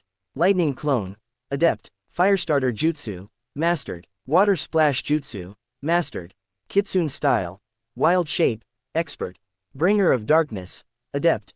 Demonic illusion, descending hell, expert. Demonic illusion, false surroundings, mastered. Demonic illusion, heaven and earth change, mastered. Mud dragon jutsu, novice. Wind blade, expert. 8 trigrams. 32 palms, mastered. 8 trigrams. Water needle, mastered. 8 trigrams. Vacuum palm, expert. 4 corner sealing barrier, expert. Palm heel strike, mastered. 4 symbols seal, mastered. Impure world resurrection, mastered. Water style, tearing torrent, expert. Water prison jutsu, mastered. Dang, I know a lot of different jutus, said Naruto once he was done going over all of them, and there's still more in my library for me to learn. Naruto headed out to the Chunin exam arena with some time to spare. Once there he found Inari and Haku talking with Naruto's other friends. Hey guys, how's everyone doing? Greeted Naruto as he came over. We're doing alright, said Choji. Yes, we're here to wish you good luck today, said Haku. You show 'em who's boss, shouted Konohamaru and Inari. With you all behind me, how can I lose? Said Naruto happily. Now I got to head inside so I can compete. We'll be rooting for you, Ino and Sasuke. Haku as him and the others headed to the spectators section. Hey Naruto, have you seen Sasuke? Asked Ino when Naruto entered the main arena floor. No, I haven't, but he should be here on time, said Naruto. Kakashi-sensei knows better than to make him late. I hope so, said Ino. In another part of the arena the Sand siblings were talking to Baki, their sensei, about the invasion plan. You really think this is going to work? Asked Kankuro. We all know that Naruto is the biggest threat since he has the 9-tailed beast sealed into him and is incredibly skilled in all kinds of jutsus. He even scared Gaara with his power, added Tamari. Maybe we should rethink this. Your father agreed to the plan, said Baki. I don't know why he decided to continue with the plan, even after I told him about Naruto Uzumaki. I'm worried about Gaara, said Kankuro. Ever since the preliminaries ended he's been acting strange, even for him. Yes, I've noticed it as well, added Tamari. As have I, said Baki. I've been thinking about things and we might be being played like fools by Orochimaru and are nothing more than pawns in his game. What should we do then? Asked Kankuro. Avoid fighting the Leaf, and get Gaara as far away as possible. Beyond that, try your best to get promoted, answered Baki. I just hope the Leaf understands what led to this, for our sake. Back in the arena, the stadium quickly started to fill up and was very lively with activity as rich merchants, lords and nobles came to watch the Chunin exam finals from all across the land. The finals of the Chunin exams will begin shortly, called out Hayate. The meeting between Kabuto and Baki didn't happen, so he lived. Oh hey Sasuke, glad you made it, said Naruto as Sasuke came over. I had no plans on being late, Naruto. It would only make getting promoted even harder, said Sasuke, and it would reflect poorly on me and my clan, which I can't let happen. Have a plan to beat Gaara? Asked Naruto. Kakashi-sensei taught me his Chidori as a way to get past his defense, but beyond that I'm not sure what I can do, answered Sasuke. I'd be careful. Sasuke, due to that sand of his, Gaara most likely has never been injured and it could very well send him over the edge, warned Naruto. I'll keep that in mind, said Sasuke. How about you then, how are you going to best Neji? Oh, you'll see, replied Naruto, I'm going to show everyone just how strong I really am. What about your Kitsune powers? Are you going to reveal them as well? Asked Sasuke. I might, you'll just have to wait and see, replied Naruto with a grin. Just don't go overboard, alright, said Sasuke. I'm sure the Hokage would like his stadium to be still standing after your fight. Hehehehe, yeah, I'm sure destroying the place would look really badly for me, agreed Naruto sheepishly.